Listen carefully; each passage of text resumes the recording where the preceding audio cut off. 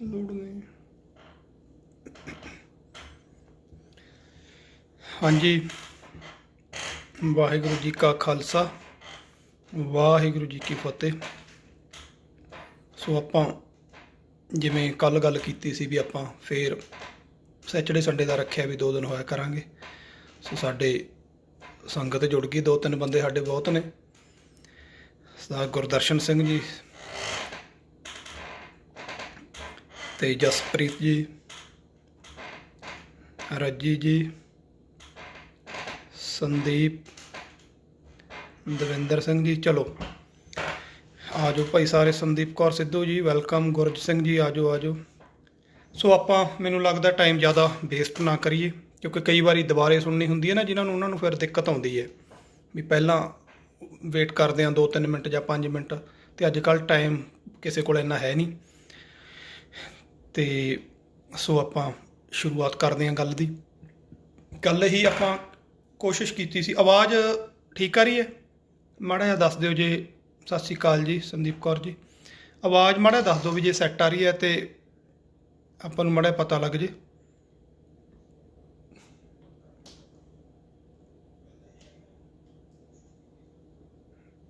ਮੇਰੇ ਖਿਆਲ ਮੁਤਾਬਕ ਠੀਕ ਆ ਰਹੀ ਹੈ ਆਵਾਜ਼, ਹੈ ਨਾ। ਸੋ ਚਲੋ ਆਪਾਂ ਸ਼ੁਰੂਆਤ ਕਰੀਏ ਆਪਣੇ ਵਿਰਸੇ ਦੀ।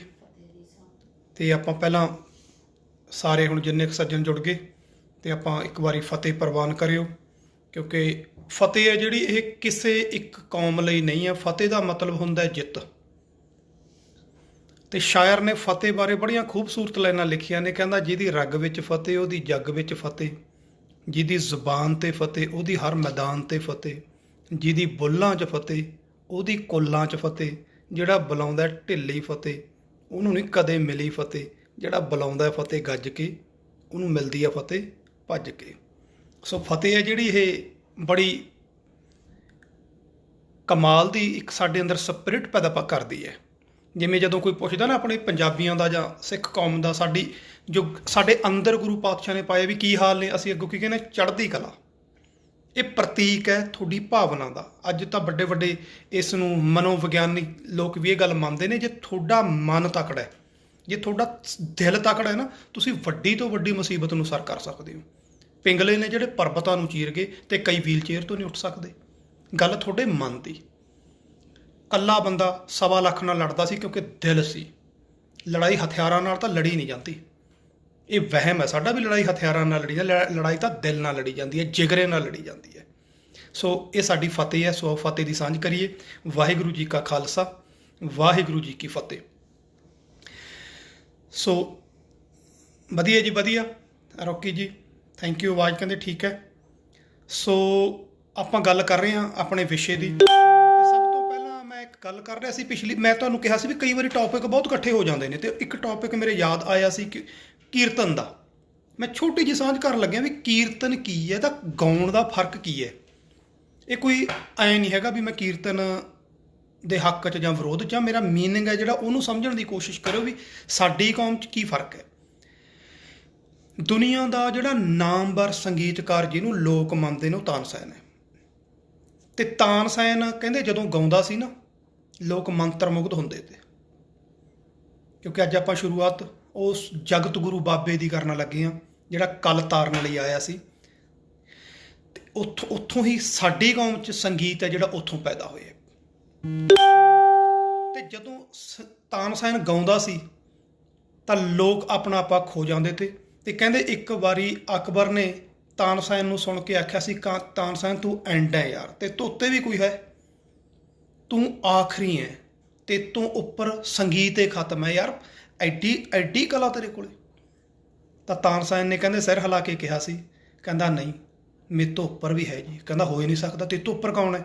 ਕਹਿੰਦਾ ਮੇਰਾ ਗੁਰੂ ਹਰੀਦਾਸ ਜੀ, ਉਹ ਮੇਰੇ ਤੋਂ ਉੱਤੇ ਨੇ। ਕਹਿੰਦਾ ਫਿਰ ਮੈਂ ਤਾਂ ਸੁਣਨਾ ਚਾਹੁੰਦਾ, ਮੈਨੂੰ ਸੁਣਾਓ। ਕਹਿੰਦਾ ਜੀ ਐਂ ਨਹੀਂ ਗਾਉਂਦਾ ਹਰੀਦਾਸ ਜੀ, ਐਂ ਨਹੀਂ ਗਾਉਂਦੇ, ਉਹਨਾਂ ਨੂੰ ਤਾਂ ਸੁਣਨਾ ਪੈਂਦਾ। ਕਹਿੰਦਾ ਜੇ ਪੰਛੀ ਗਾਉਂਦੇ ਹੋਣ, ਪੰਛੀ ਚਹਿਕਦੇ ਹੋਣ, ਉਹ ਸੁਣਨੇ ਪੈਂਦੇ ਨੇ। ਜੇ ਕੋਲ ਕਿਤੇ ਗਾਉਂਦੀ ਹੋਵੇ ਨਾ ਅਤੇ ਉਹਨੂੰ ਜਾ ਕੇ ਥੱਲੇ ਜਾ ਕੇ ਕਹਿ ਗਾਈਂ ਦੁਬਾਰੇ, ਉਹ ਗਾਉਂਦੀ ਗਾਉਂਦੀ ਵੀ ਚੁੱਪ ਕਰ ਜੂ, ਕਿਉਂਕਿ ਉਹ ਤਾਂ ਮਸਤੀ 'ਚ ਗਾਉਂਦੀ ਹੈ। ਕਹਿੰਦੇ ਫੇਰ ਕਹਿੰਦੇ ਫਿਰ ਸੁਣਨਾ ਪੈਣਾ। ਜਿੱਥੇ ਕਹਿੰਦੇ ਦੂਰ ਉਹ ਰਹਿੰਦਾ ਸੀ ਆਪਦੇ ਨਿਵਾਸ 'ਤੇ ਜੰਗਲਾਂ ਦੇ ਏਰੀਏ 'ਚ, ਉੱਥੇ ਪਹੁੰਚ ਗਏ। ਕਹਿੰਦੇ ਜੀ ਬਸ ਜਿੱਦਣ ਹੁਣ ਵੇਗ 'ਚ ਆਊ, ਜਦੋਂ ਵੇਗ 'ਚ ਆਊ ਉਦੋਂ ਸੁਣਨਾ ਪਊ। ਕਹਿੰਦੇ ਜਦੋਂ ਮਸਤੀ 'ਚ ਆਇਆ, ਉਹਦਾ ਮਨ ਕੀਤਾ, ਉਹ ਗਾਉਣ ਲੱਗਿਆ। ਕਹਿੰਦੇ ਜੰਗਲ ਦੇ ਪਸ਼ੂ ਪੰਛੀ ਵੀ ਆ ਕੇ ਬਹਿ ਗਏ। ਇਹ ਜੋ ਕਹਾਣੀਆਂ, ਜੋ ਸਾਖੀਆਂ ਆਪਾਂ ਸਾਨੂੰ ਸਮਝਾਉਣ ਲਈ ਨੇ, ਕਿਉਂਕਿ ਗੁਰਬਾਣੀ 'ਚ ਵੀ ਪਸ਼ੂ ਪੰਛੀਆਂ ਦੀਆਂ ਜਿਹੜੀਆਂ ਐਗਜ਼ਾਮਪਲਸ ਦਿੱਤੀਆਂ ਨੇ ਨਾ, ਉਹ ਗੱਲ ਪਸ਼ੂ ਪੰਛੀਆਂ ਦੀ ਨਹੀਂ, ਸਾਡੀ ਹੈ। ਇਹ ਗੱਲ ਧਿਆਨ 'ਚ ਰੱਖਣੀ ਹੈ, ਕਿਉਂਕਿ ਕਈ ਵਾਰੀ ਕਈ ਘੁੰਤਰੀ ਹੁੰਦੇ ਨੇ ਜਿਹੜੇ ਇਸੇ ਗੱਲ ਨੂੰ ਫੜ ਕੇ ਬਹਿ ਜਾਂਦੇ ਨੇ। ਸੋ ਉਹ ਗੱਲ ਸਾਡੀ ਹੈ। ਜਿਵੇਂ ਬੰਬੀਹਾ ਅੰਮ੍ਰਿਤ ਵੇਲੇ ਬੋਲਿਆ, ਤਾਂ ਦਰ ਸੁਣੀ ਪੁਕਾਰ, ਉੱਥੇ ਬੰਬੀਹਾ ਸਾਡੇ ਮਨ ਨੂੰ ਇਹ ਕਿਹਾ ਗਿਆ, ਕਿਸੇ ਪਸ਼ੂ ਪੰਛੀ ਨੂੰ ਨਹੀਂ। ਕਿਉਂਕਿ ਪਸ਼ੂ ਪੰਛੀ, ਇਹ ਬੰਬੀਹਾ ਵੀ ਗੁਰਬਾਣੀ 'ਚ ਸਪਸ਼ਟ ਲਿਖਿਆ ਹੋਇਆ, ਇਹ ਬੰਬੀਹਾ ਪਸ਼ੂ ਹੈ, ਇਸ ਨੂੰ ਸੋਝੀ ਨਾ ਹੈ। ਸੋ ਇਹ ਆਪਾਂ ਫੇਰ ਕਰਾਂਗੇ ਗੱਲ। ਕਹਿੰਦੇ ਜਦੋਂ ਪਸ਼ੂ ਪੰਛੀ ਵੀ ਬਹਿ ਗਏ, ਅਕਬਰ ਨੇ ਵੀ ਆਪਣਾ ਆਪਾ ਖੋ ਲਿਆ। ਜਦੋਂ ਮੁੜ ਕੇ ਆਏ, ਕਹਿਣ ਦਾ ਭਾਵ ਜਦੋਂ ਉਹ ਗਾ ਹਟਿਆ, ਅਕਬਰ ਕਹਿਣ ਲੱਗਿਆ, ਕਹਿੰਦਾ ਤਾਨਸੈਨ ਤੂੰ ਤਾਂ ਕੁਛ ਵੀ ਨਹੀਂ ਇਹਦੇ ਮੁਕਾਬਲੇ। ਯਾਰ ਇਹ ਤਾਂ ਜਮੀ ਐਂਡ ਹੈ, ਇਹ ਤੋਂ ਉੱਪਰ ਤਾਂ ਦੁਨੀਆ ਹੀ ਖਤਮ ਹੈ। ਤੂੰ ਤਾਂ ਬੰਦਿਆਂ ਨੂੰ ਮੰਤਰ ਮੁਗਧ ਕਰਦਾ, ਇਹਨੇ ਤਾਂ ਜਾਨਵਰ ਬੰਨ੍ਹ ਕੇ ਬਿਠਾ ਲਏ, ਇੰਨਾ ਫਰਕ ਕਿਉਂ?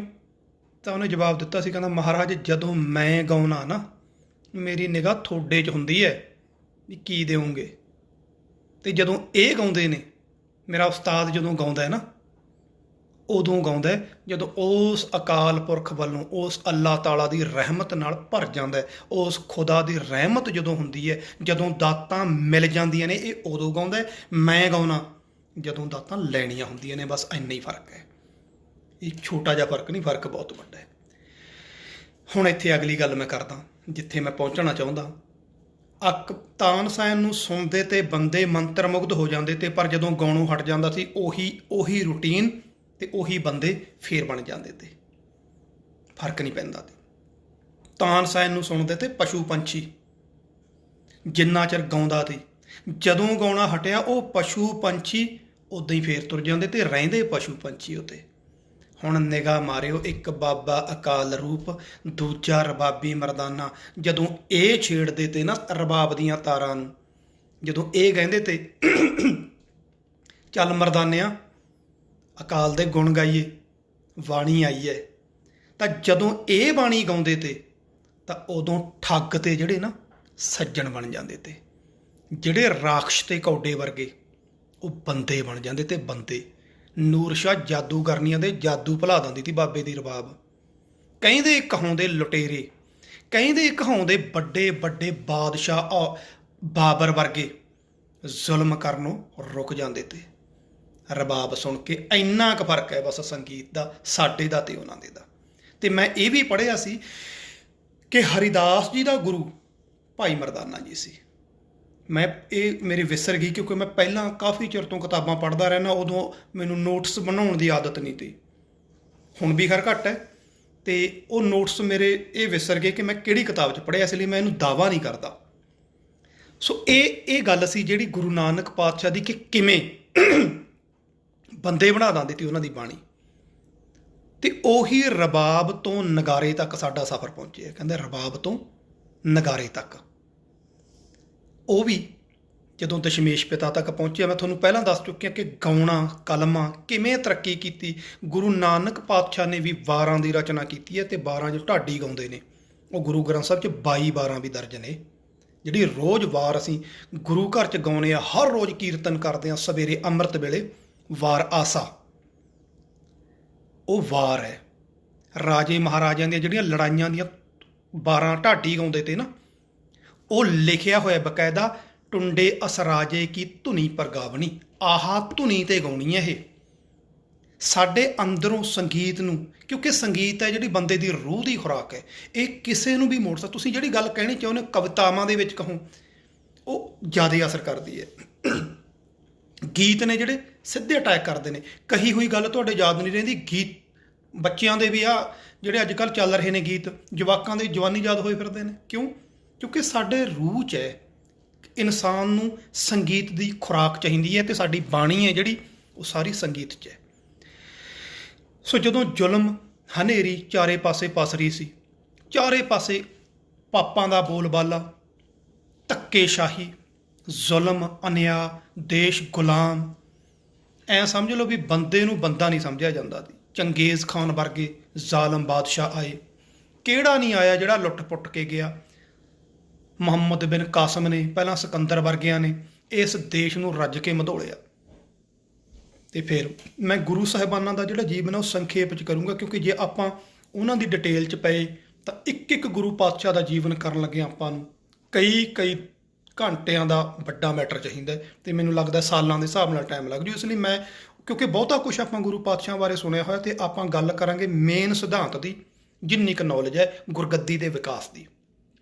ਤੇ ਜਦੋਂ ਪਾਤਸ਼ਾਹ ਆਏ ਨੇ, ਗੁਰੂ ਨਾਨਕ ਮਹਾਰਾਜ ਦਾ ਆਗਮਨ ਹੋਇਆ, ਸਭ ਤੋਂ ਪਹਿਲਾਂ ਉਹ ਜਦੋਂ ਆ ਗਏ ਇਸ ਧਰਤੀ ਦੇ ਉੱਤੇ ਤਾਂ ਉਹਨਾਂ ਨੇ ਜੋ ਪ੍ਰਚਾਰ ਆਰੰਭਿਆ, ਉਹ ਤੇ ਆ ਕੇ ਪਹਿਲਾਂ ਦੇਖਿਆ ਕਿ ਧਰਤੀ ਤੇ ਹੈ ਕਿ, ਕਈਆਂ ਨੇ ਉਹਨਾਂ ਦੇ ਨਾਮ ਨਾਲ ਵੀ ਕਈ ਕੁਝ ਜੋੜਿਆ। ਜਦੋਂ ਜਨਮ ਹੋਇਆ, ਇਹ ਸਾਖੀਆਂ ਨੇ ਨਾ ਜਿਹੜੀਆਂ, ਇਹ ਹਰੇਕ ਧਰਮ 'ਚ ਹਰੇਕ ਪੀਰ ਪੈਗੰਬਰ ਦੇ ਆਟੋਮੈਟਿਕਲੀ ਜੋੜ ਦਿੱਤੀਆਂ ਜਾਂਦੀਆਂ ਨੇ। ਇਹ ਸ਼ਰਧਾਮਸ ਜੋੜੀਆਂ ਹੁੰਦੀਆਂ ਨੇ, ਇਹਨਾਂ ਨੂੰ ਇਤਿਹਾਸਕ ਦ੍ਰਿਸ਼ਟੀਕੋਣ ਤੋਂ ਆਪਾਂ 100% ਸੱਚ ਨਹੀਂ ਮੰਨ ਸਕਦੇ। ਔਰ ਬਹੁਤੀਆਂ ਸਾਖੀਆਂ ਲਗਭਗ ਸਾਰੇ ਪੀਰਾਂ ਪੈਗੰਬਰਾਂ ਦੀਆਂ ਇੱਕੋ ਜਿਹੀਆਂ ਹੁੰਦੀਆਂ ਨੇ, ਥੋੜ੍ਹਾ ਜਿਹਾ ਫਰਕ ਪਾਇਆ ਹੁੰਦਾ ਉਹਦੇ 'ਚ। ਸੋ ਗੁਰੂ ਨਾਨਕ ਪਾਤਸ਼ਾਹ ਨਾਲ ਵੀ ਬਹੁਤ ਸਾਰੀਆਂ ਸਾਖੀਆਂ ਕਹਾਣੀਆਂ ਇਹੋ ਜਿਹੀਆਂ ਜੋੜੀਆਂ ਨੇ। ਇਹ ਵੀ ਕਿਹਾ ਗਿਆ ਕਿ ਉਹਨਾਂ ਦਾ ਨਾਮ ਰੱਖਣ ਦੇ ਲਈ ਪੰਡਤ ਬੁਲਾਇਆ ਗਿਆ ਜੀ। ਉਹ ਕਹਿੰਦਾ ਇਹੋ ਜਿਹਾ ਨਾਮ ਰੱਖਾਂਗੇ ਜੀ, ਕਿਉਂਕਿ ਉਹਦੀ ਪ੍ਰਭੂ ਸੱਤਾ ਦਿਖਾਣੀ ਸੀ ਵੀ ਇਹ ਕਿਸੇ ਹਿੰਦੂ ਦਾ ਨਾਮ, ਮੁਸਲਮਾਨ ਦਾ ਨਾਨਕ ਨਾਮ ਰੱਖਤਾ ਜੀ। ਹੁਣ ਬੇਬੇ ਨਾਨਕੀ ਉਹਨਾਂ ਤੋਂ 5 ਸਾਲ ਵੱਡੀ ਭੈਣ ਹੈ, ਉਹਨਾਂ ਦਾ ਨਾਮ ਵੀ ਤਾਂ ਨਾਨਕੀ ਹੈ। ਉਹ ਕਿਹਨੇ ਰੱਖਤਾ? ਉਹ ਨਾਨਕਿਆਂ ਦੇ ਘਰ ਪੈਦਾ ਹੋਈ ਸੀ ਨਾਨਕੀ, ਉਦੋਂ ਰਿਵਾਜ ਇਹ ਸੀ। ਤੇ ਉਹਨਾਂ ਦੇ ਨਾਮ ਨਾਲੇ ਆਮ ਅੱਜ ਵੀ ਪਿੰਡਾਂ ਵਿੱਚ ਬਹੁਤ ਸਾਰੇ ਇਹੋ ਜਿਹੇ ਪਰਿਵਾਰ ਮਿਲ ਜਾਣਗੇ, ਭੈਣ ਭਰਾਵਾਂ ਦੇ ਨਾਮ 19-21 ਦੇ ਫਰਕ ਨਾਲ ਜਾਂ ਸੇਮ ਵੀ ਹੈਗੇ ਨੇ। ਸਾਡੇ ਪਿੰਡ ਮੈਂ ਦੇਖਦਾ ਸੀ, ਉੱਥੇ ਕਈ ਪਰਿਵਾਰ ਸੀਗੇ ਇਹੋ ਜਿਹੇ ਜਿਨ੍ਹਾਂ ਦੇ ਨਾਮ ਆਪਸ 'ਚ ਭੈਣ ਭਰਾਈਆਂ ਦੇ ਮਿਲਦੇ ਸੀ, ਰਿਸ਼ਤੇਦਾਰੀਆਂ 'ਚ ਵੀ ਹੈਗੇ ਨੇ। ਸੋ ਕਹਿਣ ਦਾ ਮੇਰਾ ਭਾਵ ਹੈ ਕਿ ਗੁਰੂ ਪਾਤਸ਼ਾਹ ਦਾ ਨਾਮ ਵੀ ਬੇਬੇ ਨਾਨਕੀ ਤੋਂ ਨਾਨਕ ਉੱਦਾਂ ਹੀ ਰੱਖਿਆ ਗਿਆ। ਇਹ ਕੋਈ ਰਸਮ ਜਾਂ ਰਿਵਾਜ ਨਾਲ ਨਹੀਂ ਰੱਖਿਆ ਗਿਆ, ਜਿੰਨੀ ਕੁ ਮੈਨੂੰ ਸੋਝੀ ਹੈ। ਸੋ ਜਦੋਂ ਉਹ ਆਏ ਤਾਂ ਉਹਨਾਂ ਨੇ ਜਗਤ ਜਲੰਧਰ ਠਾਰਨ ਦਾ ਜੋ ਨਿਸ਼ਚਾ ਕੀਤਾ, ਦੁਨੀਆ, ਆਪਣਾ ਦੇਸ਼ ਜਾਂ ਦੁਨੀਆ ਕਹਿ ਲਓ, ਸਮਾਜਿਕ, ਧਾਰਮਿਕ, ਆਰਥਿਕ, ਰਾਜਨੀਤਿਕ ਤੌਰ 'ਤੇ ਬੁਰੀ ਤਰ੍ਹਾਂ ਵੰਡੀ ਹੋਈ ਤੇ ਗੁਲਾਮ ਤੀ।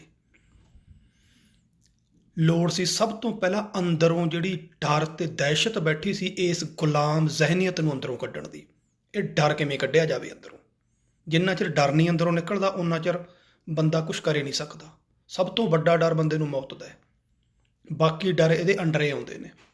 ਡੱਡਾ ਡਰ ਉਪਜੈ ਡਰ ਜਾਏ, ਡਰ ਹੀ ਮੈਂ ਡਰ ਰਿਹਾ ਸਮਾਏ। ਡਰੀਏ ਜੇ ਡਰ ਹੋਵੇ ਹੋਰ, ਡਰ ਡਰ ਡਰਨਾ ਮਨ ਕਾ ਸ਼ੋਰ।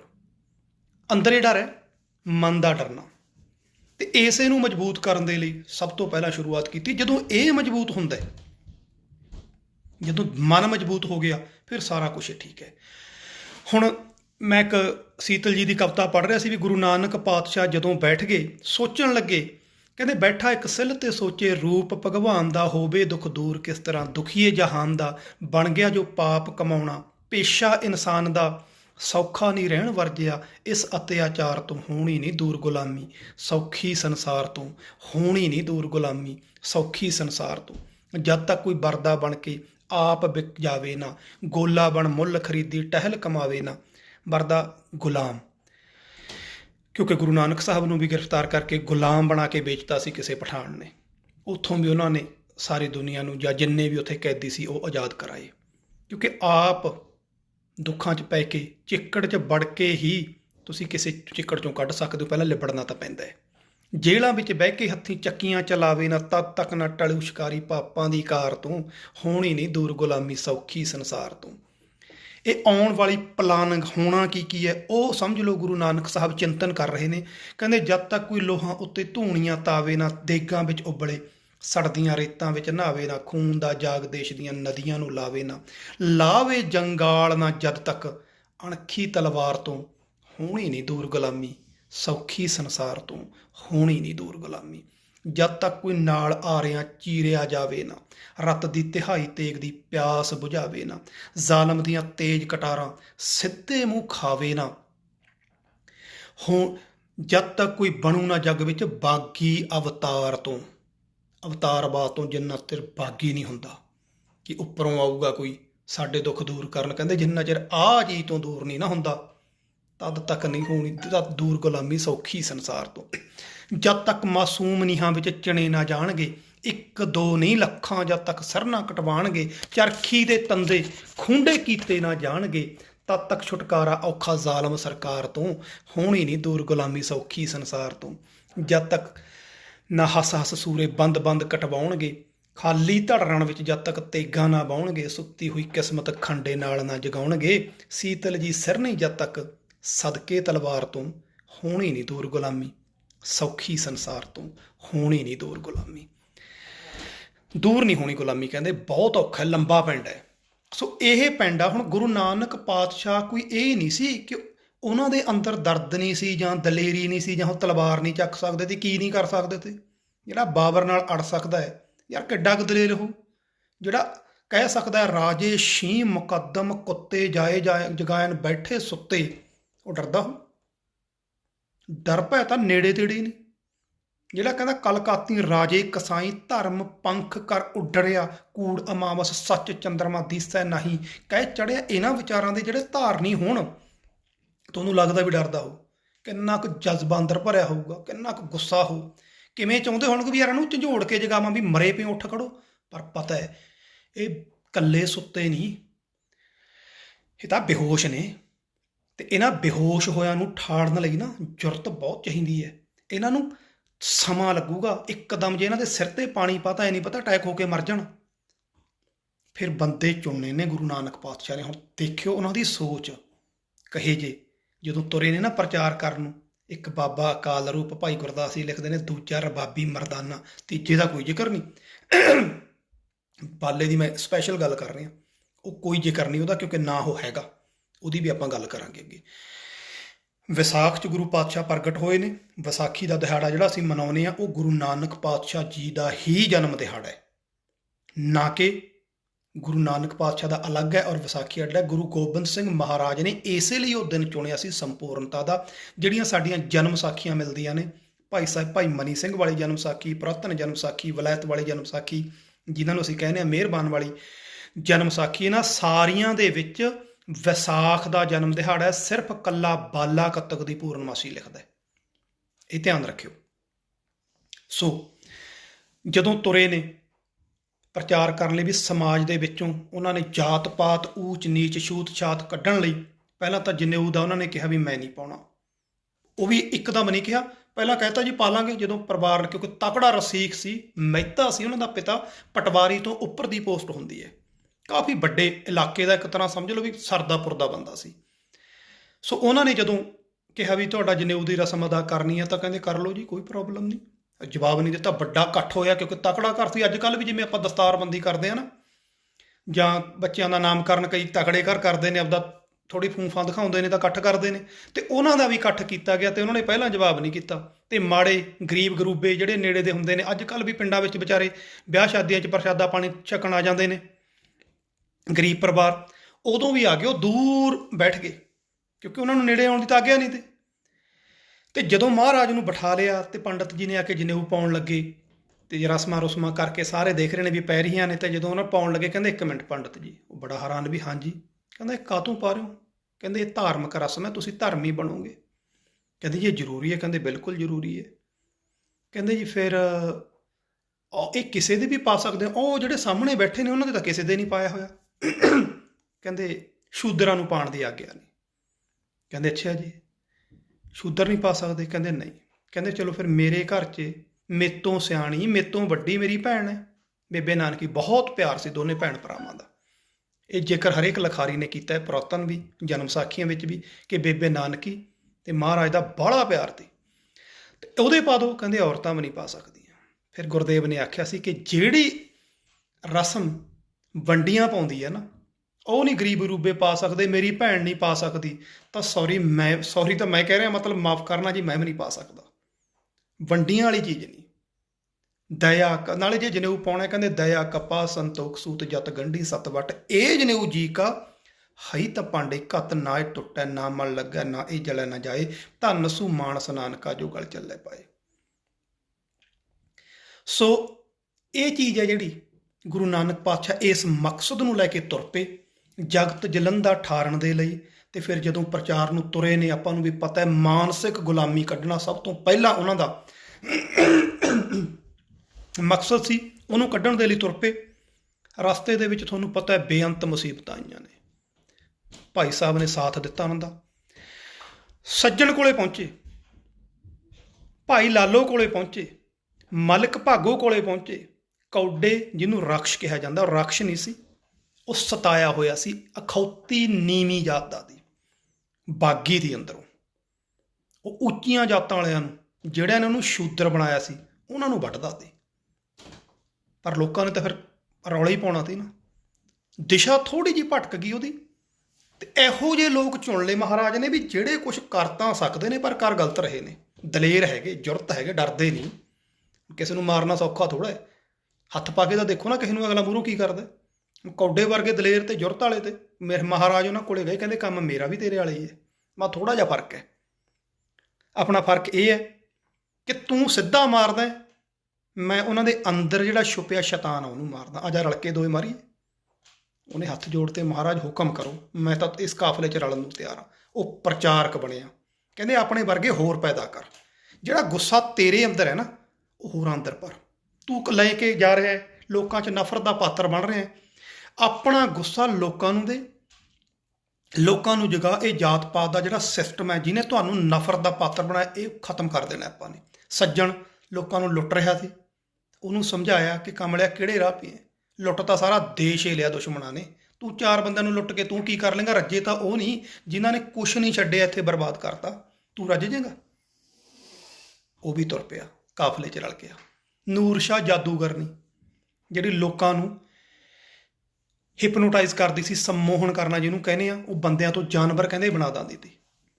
ਇੰਨੀ ਕੁ ਉਹਦੇ ਕੋਲੇ ਕਲਾ ਸੀ। ਤੇ ਉਹਨੂੰ ਕਿਹਾ, ਪੁੱਤਰੀ ਤੂੰ ਬੰਦਿਆਂ ਤੋਂ ਜਾਨਵਰ ਬਣਾਉਂਦੀ ਹੈ, ਤੂੰ ਕਿਉਂ ਨਾ ਜਾਨਵਰਾਂ ਤੋਂ ਬੰਦੇ ਬਣਾਵੇਂ? ਇਸ ਗੁਣ ਨੂੰ ਚੰਗੇ ਪਾਸੇ ਕਿਉਂ ਨਹੀਂ ਵਰਦੀ? ਜਿਹੜਾ ਮਾੜਾ ਬੰਦਾ ਹੈ, ਉਹਦੇ ਕੰਨ 'ਚ ਫੂਕ ਮਾਰ ਕੇ ਉਹਨੂੰ ਕਹਦੇ ਚੰਗੇ ਕੰਮ ਕਰ। ਉਹ ਵੀ ਤੁਰ ਪਈ ਨਾਲ ਕਾਫਲੇ 'ਚ। ਮਲਕ ਭਾਗੋ, ਉਹਨੂੰ ਸਮਝਾਇਆ, ਪਾਪਾਂ ਬਾਝੋ ਹੋਵੇਂ ਨਹੀਂ, ਮੋਇਆ ਸਾਥ ਨਾ ਜਾਈ। ਇਹ ਜਿਹੜੀ ਦੌਲਤ ਹੈ ਪਾਪਾਂ ਨਾਲ ਇਕੱਠੀ ਹੁੰਦੀ ਹੈ ਤੇ ਮਰ ਕੇ ਨਾਲ ਤਾਂ ਜਾਂਦੀ ਨਹੀਂ। ਕਿਉਂ ਨਾ ਤੂੰ ਚੰਗੇ ਕੰਮ ਕਰੇ, ਜਿੰਨੀ ਗੁਜ਼ਾਰੇ ਲਈ ਹੈ ਵਰਤ ਲੈ। ਜਿੰਨੀ ਇਮਾਨਦਾਰੀ ਨਾਲ ਕਮਾ ਸਕਦਾ, ਕੋਈ ਮਾੜੀ ਨਹੀਂ। ਇੱਕ ਧਿਆਨ ਰੱਖਣਾ, ਦੌਲਤ ਕਦੇ ਮਾੜੀ ਨਹੀਂ। ਢੰਗ ਗਲਤ ਹੈ ਜਿਹੜਾ ਕਮਾਉਣ ਦਾ, ਉਹ ਮਾੜਾ ਹੋ ਸਕਦਾ। ਤੁਸੀਂ ਸਹੀ ਢੰਗ ਨਾਲ ਅਰਬਾਂਪਤੀ ਵੀ ਬਣ ਜਾਓ, ਕੋਈ ਮਾੜਾ ਨਹੀਂ। ਇਹ ਗੱਲ ਹਮੇਸ਼ਾ ਇੱਕ ਚੀਜ਼ ਰੱਖਣੀ, ਸਾਨੂੰ ਦੌਲਤ ਮਾੜੀ ਕਹਿ ਕੇ ਇਸ ਚੀਜ਼ ਤੋਂ ਰੱਖਿਆ ਜਾਂਦਾ ਵੀ ਜਿਵੇਂ ਦੌਲਤ ਮਾੜੀ ਹੈ, ਇਹਨੂੰ ਕਮਾਉਣਾ ਹੀ ਨਹੀਂ। ਜੇ ਅਸੀਂ ਗਲਤ ਢੰਗ ਨਾਲ ਕਮਾਉਂਦੇ ਹਾਂ, ਉਹ ਮਾੜੀ ਹੈ। ਪਾਪਾਂ ਬਾਝੋਂ, ਜਿਹੜੀ ਕਿ ਪਾਪ ਕਰਕੇ ਕਮਾਉਂਦੇ ਆ। ਦੂਜੇ ਦਾ ਹੱਕ ਪਰਾਇਆ ਨਾਨਕਾ, ਉਸ ਸੂਅਰ ਉਸ ਗਾਏ, ਗੁਰਪੀਰ ਹਾਮਾ ਤਾਂ ਭਰੇ, ਜਾਂ ਮੁਰਦਾਰ ਨਾ ਖਾਏ। ਇੱਥੇ ਵੀ ਸਾਡੇ ਵਾਲਿਆਂ ਨੇ ਅਰਥ ਵੱਖਰੇ ਕੱਢ ਲਏ। ਇੱਥੇ ਕਿਹਾ ਤਾਂ ਮਾੜਾ ਪਰਾਏ ਹੱਕ ਨੂੰ ਹੈ, ਪਰ ਸਾਡੇ ਵਾਲੇ ਕਹਿੰਦੇ ਦੇਖੋ ਜੀ, ਗੁਰੂ ਪਾਤਸ਼ਾਹ ਨੇ ਮਾਸ ਖਾਣ 'ਤੇ ਪਾਬੰਦੀ ਲਾਈ ਹੈ, ਕਿਉਂਕਿ ਪਰਾਇਆ ਹੱਕ ਛੱਡਣਾ ਔਖਾ ਹੈ, ਮਾਸ ਛੱਡਣਾ ਬੜਾ ਸੌਖਾ ਹੈ। ਤਾਂ ਜੀਭ ਹੈ, ਛੱਡ ਦਿਓ।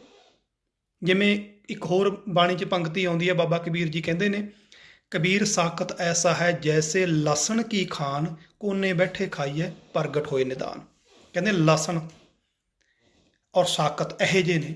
ਸਾਕਤ ਦਾ ਸੰਗ ਇਹੋ ਜਿਹਾ, ਸਾਕਤ ਕਹਿੰਦੇ ਨੇ ਮਾੜੇ ਵਿਚਾਰਾਂ ਵਾਲਾ, ਮਾੜੇ ਗੁਣਾਂ ਵਾਲਾ ਆਦਮੀ। ਕਿਉਂਕਿ ਜੇ ਤੁਹਾਡੇ ਕੋਲੇ ਮਾੜੇ ਗੁਣਾਂ ਵਾਲਾ, ਵਿਚਾਰਾਂ ਵਾਲਾ ਬੰਦਾ ਹੈ, ਤਾਂ ਨੈਚੁਰਲੀ ਉਹਦੇ ਗੁਣ ਤੁਹਾਡੇ 'ਚ ਆਉਣਗੇ ਤੇ ਉਹੀ ਤੁਸੀਂ ਪ੍ਰਗਟ ਕਰੋਗੇ, ਉਹੀ ਵਿਚਾਰਧਾਰਾ ਤੁਹਾਡੀ ਬਣੂਗੀ। ਤੇ ਕਹਿੰਦੇ ਬਹੁਤ ਮਾੜੀ ਹੈ, ਉਹਦਾ ਸਾਥ ਨਾ ਕਰੋ। ਜਿਵੇਂ ਲਸਣ ਜੇ ਅੰਦਰ ਬਹਿ ਕੇ ਵੀ ਚੋਰੀਓਂ ਖਾਈਏ ਤਾਂ ਉਹਦੀ ਸਮੈਲ ਹੈ ਜਿਹੜੀ ਪਤਾ ਲਾ ਦਿੰਦੀ ਵੀ ਯਾਰ ਲਸਣ ਚੱਬ ਕੇ ਆਏ ਆ। ਤੇ ਸਾਡੇ ਵਾਲਿਆਂ ਨੇ ਤੇ ਪੰਡਤ ਨੇ, ਦੋਨਾਂ ਨੇ, ਪਹਿਲਾਂ ਪੰਡਤ ਜੀ ਲਸਣ ਛੱਡਤਾ, ਤੇ ਬਹੁਤ ਸਾਰੇ ਗੁਰੂ ਘਰਾਂ 'ਚ ਸਬਜ਼ੀ 'ਚ ਲਸਣ ਨਹੀਂ ਪੈਂਦਾ। ਕਹਿੰਦੇ ਜੀ ਬਾਣੀ 'ਚ ਲਿਖਿਆ ਹੋਇਆ ਲਸਣ ਖਾਣਾ ਤਾਂ ਮਾੜਾ ਹੁੰਦਾ ਹੈ, ਲਸਣ ਤਾਂ ਬਹੁਤ ਮਾੜਾ ਹੈ। ਸਾਕਤ ਮਾੜਾ ਹੈ, ਕਿਉਂਕਿ ਸਾਕਤ ਛੱਡਣਾ ਔਖਾ, ਲਸਣ ਛੱਡਣਾ ਤਾਂ ਸੌਖਾ ਹੈ। ਅਸੀਂ ਇਹਨਾਂ ਚੀਜ਼ਾਂ 'ਚ ਪੈ ਗਏ। ਅਸੀਂ ਲਸਣ ਛੱਡ ਦਿੰਦੇ ਹਾਂ, ਸਾਕਤ ਨਹੀਂ ਛੱਡਦੇ। ਅਸੀਂ ਮਾਸ ਛੱਡ ਦਾਂਗੇ, ਪਰਾਇਆ ਹੱਕ ਨਹੀਂ ਛੱਡਦੇ। ਸੋ ਮੇਰੇ ਗੁਰੂ ਪਾਤਸ਼ਾਹ ਇਸ ਮਕਸਦ ਲਈ ਤੁਰੇ। ਮਾਨਸਿਕ, ਸਮਾਜਿਕ, ਉਹਨਾਂ ਲੋਕਾਂ ਨੂੰ ਜੋ ਲਤਾੜੇ ਹੋਏ ਸੀ, ਲੰਗਰ ਇੱਕ ਕਰਤਾ। ਕਰਤਾਰਪੁਰ ਸਾਹਿਬ ਜਿਹੜਾ ਵਸਾਇਆ, ਮੈਂ ਸ਼ਾਰਟ 'ਚ ਚੱਲ ਰਿਹਾ ਕਿਉਂਕਿ ਗੁਰੂ ਨਾਨਕ ਸਾਹਿਬ ਦਾ ਜੀਵਨ ਹੈ ਜਿਹੜਾ ਤਾਂ ਮੁੱਕਣ 'ਚ ਨਹੀਂ ਆਉਣਾ। ਜੇ ਆਪਾਂ ਨੇ ਸ਼ੁਰੂ ਕਰ ਲਿਆ, ਬਹੁਤ ਸਿਰੇ ਹੀ ਹੈ ਕੰਮ, ਸਮਝ ਲਓ, ਇਹ ਕਹਿ ਲਓ। ਸੋ ਉਹਨਾਂ ਨੇ ਪ੍ਰਚਾਰ ਦਾ ਇੱਕ ਵੱਡਾ ਸਿਸਟਮ ਗਾਤਾ। ਹਜ਼ਾਰਾਂ ਮੀਲ ਤੁਰ ਕੇ ਬਾਬੇ ਨੇ ਗਾਤੇ ਯਾਰ। ਜਿੱਥੇ ਬਾਬਾ ਪੈਰ ਧਰੇ, ਪੂਜਾ ਆਸਣ ਥਾਪਣ ਸੋਵਾ। ਜਿੱਥੇ ਬਾਬੇ ਦੇ ਪੈਰ ਚਰਨ ਗਏ, ਆਓ ਤੁਰ ਪਏ ਯਾਰ। ਆਪ ਹਿਸਾਬ ਲਾ ਲਓ ਮੱਕੇ ਨੂੰ। ਤੇ ਸਾਡੇ ਵਾਲਿਆਂ ਨੇ ਕਹਿੰਦੇ ਜੀ ਹੋਰ ਤਾਂ ਕੁਝ ਪਤਾ ਨਹੀਂ ਲੱਗਿਆ ਵਿਚਾਰਿਆਂ ਨੂੰ। ਇਹਨੇ ਰੌਲਾ ਪਾਤਾ ਮੱਕਾ ਘਮਾਤਾ, ਮੱਕਾ ਘਮਾਤਾ। ਯਾਰ ਉੱਥੇ ਮੱਕਾ ਘਮਾਉਣ ਗਏ ਸੀ। ਪਹਿਲੀ ਗੱਲ ਤਾਂ ਇਹ, ਗੁਰੂ ਨਾਨਕ ਪਾਤਸ਼ਾਹ ਹਜ਼ਾਰਾਂ ਮੀਲ ਦਾ ਸਫ਼ਰ ਤੈਅ ਕਰਕੇ ਘਮਾਉਣ ਗਏ, ਤੇ ਫਿਰ ਤਾਂ ਇੱਥੋਂ ਹੀ ਘਮਾਉਂਦੇ। ਇੱਥੇ ਬਹਿ ਜਾਂਦੇ, ਕਹਿੰਦੇ ਦਈਏ ਗੇੜੇ। ਉੱਥੋਂ ਵਾਲੇ ਭੱਜੇ ਇੱਥੇ ਆਉਂਦੇ, ਬਾਬਾ ਰੋਕਦੇ ਤਾਂ ਚੱਕਰ ਆ ਗਏ ਮੱਕੇ ਨੂੰ ਵੀ। ਨਾ, ਉਹ ਐਂ ਥੋੜ੍ਹੀ ਘਮਾਉਣ ਗਏ ਤੇ ਨਾ, ਐਂ ਘੁੰਮਦਾ ਹੁੰਦਾ, ਬਿਲਡਿੰਗਾਂ ਨਹੀਂ ਘੁੰਮਦੀਆਂ। ਹੁਣ ਕਈ ਕਹਿੰਦੇ ਜੀ ਮਨ ਘਮਾਤੇ ਉਹਨਾਂ ਨੇ, ਅਸਲ 'ਚ ਇਹ ਵੀ ਇੱਕ ਗੱਲ ਹੈ, ਪਰ ਨਾਲ ਮਕਸਦ ਕੀ ਸੀ? ਉੱਥੇ ਗਏ ਕੀ ਕਰਨ? ਤੇ ਇਹ ਚੀਜ਼ ਤੋਂ ਤਾਂ ਅਸੀਂ ਭਟਕੇ ਗਏ। ਜਿੱਥੇ ਗਏ ਨੇ ਪਾਤਸ਼ਾਹ ਕੋਈ ਵੱਡਾ ਮਕਸਦ ਲੈ ਕੇ ਗਏ ਨੇ। ਮੈਂ ਥੋੜ੍ਹੀ ਸਾਂਝ ਕਰ ਜਾਵਾਂ ਇਸ ਗੱਲ ਦੀ ਕਿ ਗਏ ਕੀ ਕਰਨ ਨੇ। ਮੱਕਾ ਕੇਂਦਰੀ ਅਸਥਾਨ ਹੈ ਮੁਸਲਮਾਨਾਂ ਦਾ, ਇਸਲਾਮ ਜਗਤ ਦਾ। ਸਾਰਾ ਇਸਲਾਮ ਜਗਤ ਉਹਨੂੰ ਸਿਜਦੇ ਕਰਦਾ ਹੈ। ਇੱਕ ਵਾਰੀ ਹੱਜ ਕਰਨਾ ਸਵਾਬ ਸਮਝਦਾ, ਉਹਨੂੰ ਹਾਜੀ ਕਹਿੰਦੇ ਨੇ, ਜਿਹੜਾ ਹੱਜ ਕਰਿਆ ਆਵੇ। ਅਤੇ ਉਹਨਾਂ ਦੇ ਧਰਮ ਦੇ ਵਿੱਚ ਇਹੀ ਜ਼ਰੂਰੀ ਹੈ ਕਿ ਇੱਕ ਵਾਰੀ ਜ਼ਿੰਦਗੀ 'ਚ ਘੱਟੋ ਘੱਟ ਹੱਜ ਕਰੋ। ਜਿਹੜਾ ਨਹੀਂ ਕਰ ਸਕਦਾ ਉਹ ਕਿਸੇ ਗਰੀਬ ਨੂੰ ਪੈਸੇ ਦੇ ਕੇ ਹੱਜ ਕਰਵਾ ਦੇਵੇ, ਉਹਦਾ ਗਿਣਿਆ ਜਾਊਗਾ। ਸੋ ਇਹ ਉਹਨਾਂ ਦਾ ਅਕੀਦਾ ਹੈ, ਉਹਨਾਂ ਦਾ ਧਰਮ ਹੈ, ਉਹਨਾਂ ਨੂੰ ਮੁਬਾਰਕ ਹੈ। ਆਪਣੇ ਦਰਬਾਰ ਸਾਹਿਬ ਅੰਮ੍ਰਿਤਸਰ, ਹੁਣ ਮੈਂ ਗੱਲ ਉੱਥੇ ਕਰ ਰਿਹਾ ਵੀ ਗਏ ਕੀ ਕਰਨ ਨੇ। ਕੋਈ ਵੀ ਰਾਜਨੀਤਿਕ ਬੰਦਾ ਅੱਜ ਆਪਣੇ ਲਾ ਲਓ ਤੁਸੀਂ ਇੰਡੀਆ 'ਚ, ਕਿਉਂਕਿ ਐਗਜ਼ਾਮਪਲ ਤਾਂ ਸਮਝ ਆਉਂਦੀ ਹੈ ਜਦੋਂ ਵੀ ਕੋਈ ਰਾਜਨੀਤਿਕ ਪਾਰਟੀ ਜਾਂ ਰਾਜਨੀਤਿਕ ਬੰਦਾ ਆਪਣਾ ਕੈਰੀਅਰ ਸ਼ੁਰੂ ਕਰਦਾ, ਚੋਣਾਂ ਆਉਂਦੀਆਂ ਨੇ, ਤਾਂ ਉਹ ਜੇ ਸਿੱਖ ਹੈ ਤਾਂ ਦਰਬਾਰ ਸਾਹਿਬ ਵੱਡਾ ਮੰਤਰੀ ਸ਼ੰਤਰੀ ਹੈ, ਜੇ ਕੋਈ ਉੱਥੋਂ ਮੱਥਾ ਟੇਕ ਕੇ ਪਾਰਟੀਆਂ ਦੇ ਅਖੌਤੀ ਜਿਹੜੇ ਲੀਡਰ ਨੇ ਉਹ ਮੱਥਾ ਟੇਕ ਕੇ ਸ਼ੁਰੂ ਕਰਦੇ ਨੇ ਲੋਕਾਂ 'ਚ ਭਰਮ ਪਾਉਣ ਦੇ ਲਈ ਕਿ ਬਹੁਤ ਧਰਮੀ ਬੰਦਾ ਹੈ ਜੀ। ਕਿਉਂਕਿ ਧਰਮ ਦੇ ਨਾਂ 'ਤੇ ਅਸੀਂ ਬਹੁਤ ਛੇਤੀ ਬਲੈਕਮੇਲ ਹੁੰਦੇ ਹਾਂ। ਆਪਦੇ ਆਪ ਹਿੰਦੂ ਨੇ, ਉਹ ਆਪਦੇ ਵੱਡੇ ਮੰਦਰਾਂ 'ਚੋਂ ਜਾ ਕੇ ਪੂਜਾ ਕਰਕੇ ਸ਼ੁਰੂ ਕਰਦੇ ਨੇ। ਇਸੇ ਤਰ੍ਹਾਂ ਇਸਲਾਮ ਦੇ ਵਿੱਚ ਜਿਹੜੇ ਹਮਲਾਵਰ ਇੱਧਰ ਆਉਂਦੇ ਸੀ, ਉਹ ਮੱਕੇ ਤੋਂ ਆਸ਼ੀਰਵਾਦ ਲੈ ਕੇ ਆਉਂਦੇ ਸੀ ਕਿ ਅਸੀਂ ਜੀ ਕਾਫਰਾਂ ਨੂੰ ਖਤਮ ਕਰਨ ਲਈ ਔਰ ਇਸਲਾਮ ਦਾ ਪ੍ਰਚਾਰ ਕਰਨ ਲਈ ਜਾ ਰਹੇ ਹਾਂ। ਤੇ ਉਹ ਆ ਕੇ ਇੱਥੇ ਕੀ ਕਰਦੇ ਤੇ ਉਹ ਆਪਾਂ ਨੂੰ ਸਾਰਿਆਂ ਨੂੰ ਪਤਾ। ਤੇ ਉਹ ਗੱਲਾਂ ਗੁਰੂ ਨਾਨਕ ਪਾਤਸ਼ਾਹ ਉੱਥੋਂ ਦੇ ਕਾਜ਼ੀ ਨੂੰ ਦੱਸਣ ਗਏ ਨੇ, ਉੱਥੋਂ ਦੇ ਮੇਨ ਬੰਦੇ ਨਾਲ ਗੱਲਾਂ ਕਰਨ ਗਏ ਨੇ, ਜਿਹੜਾ ਉੱਥੋਂ ਦਾ ਮੇਨ ਸਰਬਰਾਹ ਸੀ, ਮੇਨ ਪੁਜਾਰੀ ਸੀ, ਮੇਨ ਉਹਨਾਂ ਦਾ ਵੱਡਾ ਜੱਜ ਕਹਿ ਲਓ, ਕਾਜ਼ੀ ਕਹਿ ਲਓ, ਜੋ ਵੀ ਮੁੱਲਾ ਸੀ। ਉਹਦੇ ਤੱਕ ਪਹੁੰਚਣ ਲਈ ਉਹ ਚਰਨ ਕਰਕੇ ਪੈਣ ਵਾਲਾ ਉਹਨਾਂ ਨੇ ਪ੍ਰੋਗਰਾਮ ਜਾਂ ਉਹ ਡਰਾਮਾ ਕੀਤਾ ਤਾਂ ਕਿ ਉੱਥੇ ਤੱਕ ਆਵਾਜ਼ ਪਹੁੰਚੀ। ਉਹ ਗੱਲ ਕਰਨ ਲਈ ਆਇਆ ਜਦੋਂ, ਕਿਉਂਕਿ ਪਹਿਲਾਂ ਦੂਜਿਆਂ ਨੇ ਉੱਤਰ ਕੀਤੇ ਤੇ ਗੁਰੂ ਪਾਤਸ਼ਾਹ ਨੇ ਕਿਹਾ ਸੀ ਫਿਰ ਉੱਧਰ ਚੱਲੋ ਜਿੱਥੇ ਰੱਬ ਨਹੀਂ। ਜਦੋਂ ਇਹੋ ਜਿਹੀ ਗੱਲ ਹੋਈ, ਉਹ ਵੀ ਉਹਨਾਂ ਦੇ ਗੜ੍ਹ ਦੇ ਅੰਦਰ ਜਿੱਥੇ ਸਿੱਧੀ ਮੌਤ ਹੈ। ਇਹ ਵੀ ਮੈਂ ਦੱਸ ਦੇਵਾਂ, ਮੁਸਲਮਾਨਾਂ ਤੋਂ ਬਿਨਾਂ ਮੱਕੇ 'ਚ ਕਿਸੇ ਲਈ ਜਾਣਾ ਪ੍ਰਵਾਨ ਨਹੀਂ। ਤੇ ਗੁਰੂ ਪਾਤਸ਼ਾਹ ਉਦੋਂ ਖੁਦ ਉਹਨਾਂ ਦਾ ਪਹਿਰਾਵਾ ਪਾਰ ਕੇ ਗਏ ਸੀ। ਉਹ ਕਹਿੰਦੇ ਦੇਖਣ ਨੂੰ ਮੁਸਲਮਾਨ ਲੱਗਦਾ ਜੀ, ਪਰ ਗੱਲ ਬੋਲੀ ਕਾਫਰਾਂ ਦੀ ਹੈ। ਗੱਲਬਾਤ ਹੋਈ, ਉਹਦੇ ਨਾਲ ਪਹੁੰਚੀ। ਕਾਜੀ ਆਇਆ, ਕਹਿੰਦਾ ਜੀ ਸਾਨੂੰ ਤਾਂ ਗੱਲਾਂ 'ਚ ਆ ਨਹੀਂ ਰਿਹਾ, ਤੁਸੀਂ ਗੱਲ ਕਰੋ। ਤਾਂ ਪਤਾ ਨਹੀਂ ਕੌਣ ਹੈ, ਕਿਹੋ ਜਿਹੀਆਂ ਗੱਲਾਂ ਕਰਦਾ। ਤੇ ਉਹਨੇ ਗੱਲਬਾਤ ਕੀਤੀ ਕਿ ਮਹਾਂਪੁਰਸ਼ੋ, ਬਾਬਿਓ, ਆਏ ਕੀ ਕਰਨ? ਤਾਂ ਫਿਰ ਉਹਨਾਂ ਨੇ ਦੱਸਿਆ ਸੀ ਕਿ ਤੁਸੀਂ ਇਹ ਦੱਸੋ ਮੈਨੂੰ ਬਸ ਪਹਿਲਾਂ, ਕੁਰਾਨ ਸ਼ਰੀਫ ਬਲਾਤਕਾਰ ਕਰਨ ਦੀ ਆਗਿਆ ਦਿੰਦੀ ਹੈ? ਕਹਿੰਦੇ ਲਾਹੌਲ ਵਾਲਾ ਕੌਪਤ, ਤੌਬਾ ਤੌਬਾ, ਗੱਲਾਂ ਕਿਹੋ ਜਿਹੀਆਂ ਕਰਦੇ ਹੋ ਤੁਸੀਂ? ਇਹ ਸੋਚ ਵੀ ਕਿਵੇਂ ਲਿਆ? ਨਹੀਂ, ਕਹਿੰਦੇ ਜੀ ਮੈਨੂੰ ਪਤਾ ਨਹੀਂ, ਦੱਸ ਦਿਓ। ਕਹਿੰਦੇ ਬਿਲਕੁਲ ਨਹੀਂ, ਔਰਤਾਂ ਤੇ ਬੱਚਿਆਂ ਤੇ ਨਾਲ ਜ਼ੁਲਮ ਕਰਨਾ, ਉਹਨਾਂ ਨੂੰ ਮਾਰਨਾ ਇਜਾਜ਼ਤ ਦਿੰਦਾ ਇਸਲਾਮ। ਕਹਿੰਦੇ ਕੁਫਰ ਹੈ। ਬਜ਼ੁਰਗਾਂ ਤੇ ਨਹੀਂ ਲੁੱਟਾਂ ਮਾਰਾਂ ਕਰਨੀਆਂ, ਕਹਿੰਦੇ ਸਭ ਕੁਝ ਕੁਫਰ ਹੈ। ਕਹਿੰਦੇ ਫਿਰ ਤੁਹਾਡੇ ਵਾਲੇ ਬਾਦਸ਼ਾਹ ਜਿਨ੍ਹਾਂ ਨੂੰ ਤੁਸੀਂ ਸਰੋਪੇ ਦੇ ਤੋਰਦੇ ਹੋ ਹਿੰਦੁਸਤਾਨ 'ਚ ਆਹ ਕੁਛ ਕਰ ਰਹੇ ਨੇ, ਜ਼ੁਲਮ ਕਰ ਰਹੇ ਨੇ। ਉਹ ਤੁਸੀਂ ਉਹਨਾਂ ਨੂੰ ਕਹਿ ਰਹੇ ਹੋ ਇਸਲਾਮ ਦਾ ਪ੍ਰਚਾਰ ਕਰ ਰਹੇ ਨੇ। ਤੇ ਸੱਚ ਜਾਣਿਓ, ਹੋਰ ਬਹੁਤਾ ਇਤਿਹਾਸ ਤਾਂ ਨਹੀਂ ਮਿਲਦਾ, ਪਰ ਡਾਕਟਰ ਗੋਕਲ ਚੰਦ ਨਾਰੰਗ ਨੇ ਇਹ ਗੱਲ ਲਿਖੀ ਕਿ ਗੁਰੂ ਨਾਨਕ ਪਾਤਸ਼ਾਹ ਦਾ ਉੱਥੇ ਜਾਣਾ ਇੰਨਾ ਕੁ ਕਾਮਯਾਬ ਹੋਇਆ ਕਿ ਮੱਕੇ ਨਾਲੋਂ ਇਹਨਾਂ ਹਮਲਾਵਰਾਂ ਦਾ ਕਾਟਾ ਵੱਜ ਗਿਆ। ਔਰ ਹੋਰ ਤਾਂ ਬਹੁਤੀ ਡਿਟੇਲ ਕਹਿੰਦਾ ਮਿਲੀ ਨਹੀਂ। ਔਰੰਗਜ਼ੇਬ ਵੇਲੇ ਔਰੰਗਜ਼ੇਬ ਨੇ 7 ਲੱਖ ਉਹਨਾਂ ਟਾਈਮਾਂ 'ਚ ਮੱਕੇ ਦੇ ਮੇਨ ਕਾਜ਼ੀ ਨੂੰ ਪੈਸੇ ਭੇਜੇ, ਖਿੱਲਤ ਭੇਜੀ ਕਿ ਸੇਵਾ ਪ੍ਰਵਾਨ ਕਰੋ ਜੀ। ਤੇ ਉਸ ਕਾਜ਼ੀ ਨੇ ਵਾਪਸ ਮੋੜਤੇ ਕਿ ਤੁਸੀਂ ਤਾਂ ਉੱਥੇ ਜ਼ੁਲਮ ਕਰਦੇ ਹੋ, ਉੱਥੇ ਜ਼ੁਲਮ ਕਰ ਰਹੇ ਹੋ, ਇਸ ਲਈ ਤੁਹਾਡੀ ਭੇਟਾ ਪ੍ਰਵਾਨ ਨਹੀਂ ਹੋਊਗੀ। ਮੱਕੇ ਨਾਲੋਂ ਇਹਨਾਂ ਨੂੰ ਤੋੜਤਾ। ਇਹਨਾਂ ਨੂੰ ਇਹ ਸਾਬਤ ਕਰਤਾ ਕਿ ਇਕੱਲੇ ਰਾਜੇ ਨੇ, ਬਦਮਾਸ਼ ਨੇ ਇਹ ਕੋਈ ਪ੍ਰਚਾਰਕ ਜਾਂ ਧਾਰਮਿਕ ਲੋਕ ਨਹੀਂ। ਆਹਾ ਮਕਸਦਾਂ ਨਾਲ ਤੁਰੇ ਤੇ ਗੁਰੂ ਨਾਨਕ ਪਾਤਸ਼ਾਹ। ਐਡਾ ਵੱਡਾ ਮਕਸਦ ਸੀ ਉਹਨਾਂ ਦਾ ਤੁਰਨ ਦਾ, ਨਾ ਕਿ ਇਹ ਕਿ ਉੱਥੇ ਜਾ ਕੇ ਜੀ ਪਾਣੀ ਦਾ ਚਸ਼ਮਾ ਕੱਢਤਾ, ਉੱਥੇ ਜਾ ਕੇ ਉਹਨਾਂ ਨੇ ਰੀਠੇ ਮਿੱਠੇ ਕਰਤੇ, ਉੱਥੇ ਜਾ ਕੇ ਜੀ ਉਹਨਾਂ ਨੇ ਗਰਮ ਪਾਣੀ ਕੱਢ ਲਿਆ, ਉੱਥੋਂ ਠੰਡਾ ਕੱਢ ਲਿਆ। ਆਹੀ ਕੁਛ ਕਰਾਉਂਦੇ ਫਿਰੇਂਗੇ, ਇਸ ਤਾਂ ਜਾਦੂਗਰਾਂ ਵਾਲਾ ਕੰਮ। ਆਹ ਕੰਮ ਨਹੀਂ ਸੀ ਉਹਨਾਂ ਦਾ, ਤਾਂ ਵੱਡਾ ਮਕਸਦ ਸੀ।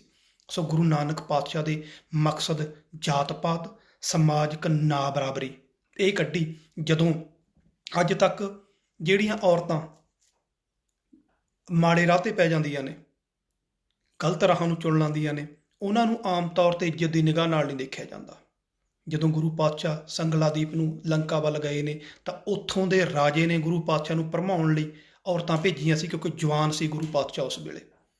ਉਹ ਆ ਕੇ ਜਦੋਂ ਨੱਚਣ ਟੱਪਣ ਲੱਗੀਆਂ ਗੁਰੂ ਪਾਤਸ਼ਾਹ ਜਿੱਥੇ ਉਤਾਰਾ ਕਰਿਆ ਹੋਇਆ ਸੀ, ਉਹਨਾਂ ਨੂੰ ਮੇਰੇ ਪਾਤਸ਼ਾਹ ਨੇ ਕਿਹਾ ਸੀ, ਗਾਛੋ ਪੁੱਤਰੀ ਰਾਜਕੁਆਰ ਨਾਮ ਭਣੋ ਸੱਚ ਦੋਤ ਸਵਾਰ। ਕਹਿੰਦੇ ਧੀਓ ਬੇਟੀਓ, ਬਾਪ ਦੇ ਸਾਹਮਣੇ ਇਹੋ ਜਿਹੀਆਂ ਹਰਕਤਾਂ ਬੱਚੀਆਂ ਨਹੀਂ ਕਰਦੀਆਂ ਹੁੰਦੀਆਂ। ਤੁਸੀਂ ਆਪ ਸੋਚੋ ਕੀ ਬੀਤੀ ਹੋਊ ਨਾ ਕੁੜੀਆਂ ਤੇ।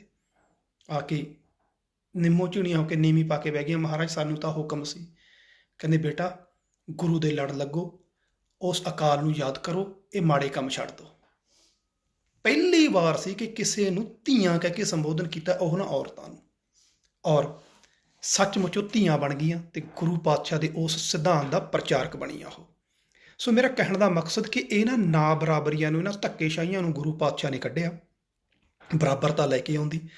ਔਰ ਗੁਰਬਾਣੀ ਇੱਥੇ ਇਹ ਵੀ ਯਾਦ ਰੱਖਣ ਜੋ, ਕਿਉਂਕਿ ਸਾਡੇ ਪ੍ਰਚਾਰਕਾਂ ਨੂੰ ਪੁਰਾਣਿਆਂ ਨੂੰ, ਨਵਿਆਂ ਦੀ ਨਹੀਂ, ਮੈਂ ਹੁਣ ਦੀ ਗੱਲ ਨਹੀਂ ਕਰ ਰਿਹਾ, ਪਿਛਲੇ 25 ਜਾਂ 30 ਜਾਂ ਜਦੋਂ ਦੇ ਇੱਕ ਜਾਗਰੂਕ ਕਹਿ ਲਓ ਪ੍ਰਚਾਰਕ ਜਦੋਂ ਸ਼ੁਰੂ ਹੋਏ ਨੇ, ਉਹਨਾਂ ਨੇ ਪ੍ਰੋਫੈਸਰ ਸਾਹਿਬ ਸਿੰਘ ਜੀ ਨੇ ਸਾਬਤ ਕੀਤਾ, ਮੈਂ ਕੱਲ੍ਹ ਵੀ ਜ਼ਿਕਰ ਕੀਤਾ ਸੀ ਕਿ ਗੁਰਬਾਣੀ ਪਹਿਲਾਂ ਕੀ ਆਮ ਤੌਰ 'ਤੇ ਕਹਾਣੀਆਂ ਸਾਧ ਸੁਣਾਉਂਦੇ ਤੇ, ਜਦੋਂ ਜੀ ਗੁਰੂ ਅਰਜਨ ਸਾਹਿਬ ਗੁਰੂ ਗ੍ਰੰਥ ਸਾਹਿਬ ਲਿਖਣ ਲੱਗੇ ਨਾ, ਉਹ ਆਪੇ ਬਾਣੀ ਲਿਖੀਂਗੇ ਸਾਰੀ ਭਗਤਾਂ ਦੇ ਨਾਂ 'ਤੇ ਵੀ। ਕਹਿੰਦੇ ਭਾਈ ਗੁਰਦਾਸ ਜੀ ਕਹਿੰਦੇ ਮਹਾਰਾਜ ਜੀ ਤਾਂ ਤੁਸੀਂ ਆਪੇ ਆਪਦੇ ਲਵੋਂ ਪੜ੍ਹੀ ਜਾਂਦੇ ਹੋ। ਕਹਿੰਦੇ ਨਹੀਂ ਭਾਈ, ਉਹੀ ਲਿਖਾ ਰਹੇ ਨੇ। ਕਹਿੰਦੇ ਮੈਂ ਨਹੀਂ ਮੰਨਦਾ। ਫਿਰ ਕਹਿੰਦੇ ਉਹਨਾਂ ਨੇ ਤਾਕਤ ਨਾਲ ਰੂਹਾਂ ਮੰਗਾ ਲਈਆਂ ਸਾਰੇ ਭਗਤਾਂ ਦੀਆਂ, ਉਹ ਰੂਹਾਂ ਬੈਠ ਕੇ ਬਾਣੀ ਲਿਖਾਉਂਦੀਆਂ ਰਹੀਆਂ, ਕਿਉਂਕਿ ਉਹਨਾਂ ਨੂੰ ਵਿਚਾਰਿਆਂ ਨੂੰ ਪਤਾ ਨਹੀਂ ਸੀ ਵੀ ਬਾਣੀ ਇਹ ਆਈ ਕਿਵੇਂ ਹੈ। ਨਾ ਉਹਨਾਂ ਨੇ ਇੰਨੀ ਸਟੱਡੀ ਕੀਤੀ ਕਿ ਜਿਹੜੀ ਬਾਣੀ ਗੁਰੂ ਗ੍ਰੰਥ ਸਾਹਿਬ 'ਚ ਲਿਖੀ ਹੋਈ ਹੈ ਉਹ ਬਾਣੀ ਤਾਂ ਗੁਰੂ ਅਮਰਦਾਸ ਗੁਰੂ ਨਾਨਕ ਸਾਹਿਬ ਮਹਾਰਾਜ ਦੇ ਵੇਲੇ, ਕਿਉਂਕਿ ਗੁਰਬਾਣੀ ਦੇ ਵਿੱਚ ਜਵਾਬ ਪਏ ਨੇ ਉਹਨਾਂ ਚੀਜ਼ਾਂ ਦੇ। ਜਿਵੇਂ ਮੈਂ ਛੋਟੀ ਐਗਜ਼ਾਮਪਲ ਦਿੰਦਾ, ਬਾਬਾ ਫਰੀਦ ਜੀ ਕਹਿੰਦੇ ਨੇ, ਫਰੀਦਾ ਕਾਲੀ ਜਿਨੀ ਨਾ ਰਾਵਿਆ ਧੌਲੀ ਰਾਵੈ ਕੋਏ, ਕਰ ਸਾਈਂ ਸਿਉ ਪਿਰਹੜੀ ਰੰਗ ਨਵੇਲਾ ਹੋਏ। ਕਹਿੰਦੇ ਇਹਨੇ ਕਾਲੀ ਦਾੜੀ 'ਚ ਪਰਮਾਤਮਾ ਦਾ ਸਿਮਰਨ ਨਹੀਂ ਕੀਤਾ, ਉਹ ਚਿੱਟੀ ਨਾਲ ਵੀ ਨਹੀਂ ਸਿਮਰਨ ਕਰ ਸਕਦਾ। ਹੁਣ ਇਹ ਗੱਲ ਮੈਂ ਜਿਵੇਂ ਕੱਲ੍ਹ ਦੱਸਿਆ ਸੀ ਵੀ ਉਹ ਰਾਤੀ ਰਤ ਨਾ ਨਿਕਲ ਵਾਲੀ, ਉਹੀ ਗੱਲ ਫੇਰ ਸਾਡੇ ਗਲਤ ਪੈ ਸਕਦੀ ਸੀ ਦਿਮਾਗ 'ਚ ਵੀ ਇਹਦਾ ਮਤਲਬ ਬੁੜਾ ਹੋ ਕੇ ਤਾਂ ਨਹੀਂ ਬੰਦਾ ਰੱਬ ਦਾ ਨਾਮ ਜਪ ਸਕਦਾ। ਹੁਣ ਗੁਰੂ ਅਮਰਦਾਸ ਸਾਹਿਬ ਜੀ ਤਾਂ ਆਈ ਬਜ਼ੁਰਗ ਹੋ ਕੇ ਸੀ, ਤਾਂ ਗੁਰੂ ਅਮਰਦਾਸ ਸਾਹਿਬ ਦਾ ਜਿਹੜਾ ਸਲੋਕ ਹੈ, ਗੁਰੂ ਅਰਜਨ ਸਾਹਿਬ ਮਹਾਰਾਜ ਜੀ ਬਾਬਾ ਫਰੀਦ ਜੀ ਦੇ ਨਾਲ ਸਲੋਕਾਂ ਦੇ ਨਾਲ ਦਰਜ ਕਰਦੇ ਨੇ, ਤਾਂ ਕਿ ਕਲੀਅਰ ਹੋ ਜੇ ਗੱਲ। ਮੈਂ ਇੱਥੇ ਫੇਰ ਗੱਲ ਕਰਾਂ, ਜਵਾਬ ਨਹੀਂ ਇਹਨੂੰ ਕਹਿ ਸਕਦੇ ਕਿ ਉਹਦੀ ਗੱਲ ਦਾ ਜਵਾਬ ਦਿੰਦੇ ਨੇ, ਗੱਲ ਹੈ ਕਲੀਅਰ ਕਰਨ ਦੀ। ਇਹ ਵੀ ਗੱਲ ਸੰਪੂਰਨ ਹੈ, ਕਾਲੀ ਜਿਨੀ ਨਾ ਰਾਵਿਆ, ਤੇ ਜਿਹੜੀ ਗੁਰੂ ਅਮਰਦਾਸ ਸਾਹਿਬ ਕਹਿ ਰਹੇ ਨੇ ਉਹ ਵੀ ਸੰਪੂਰਨ ਹੈ। ਗੁਰੂ ਅਮਰਦਾਸ ਸਾਹਿਬ ਕਹਿ ਰਹੇ ਨੇ, ਫਰੀਦਾ ਕਾਲੀ ਧੌਲੀ ਸਾਹਿਬ ਸਦਾ ਹੈ ਜੇ ਕੋ ਚਿੱਤ ਤਰੇ, ਆਪਣਾ ਲਾਇਆ ਪਿਰਮ ਨਾ ਲਾਗੀ ਜੇ ਲੋਚੈ ਸਭ ਕੋਏ, ਇਹ ਪਿਰਮ ਪਿਆਲਾ ਖਸਮ ਕਾ ਜੈ ਭਾਵੈ ਤੈਂਦੇ।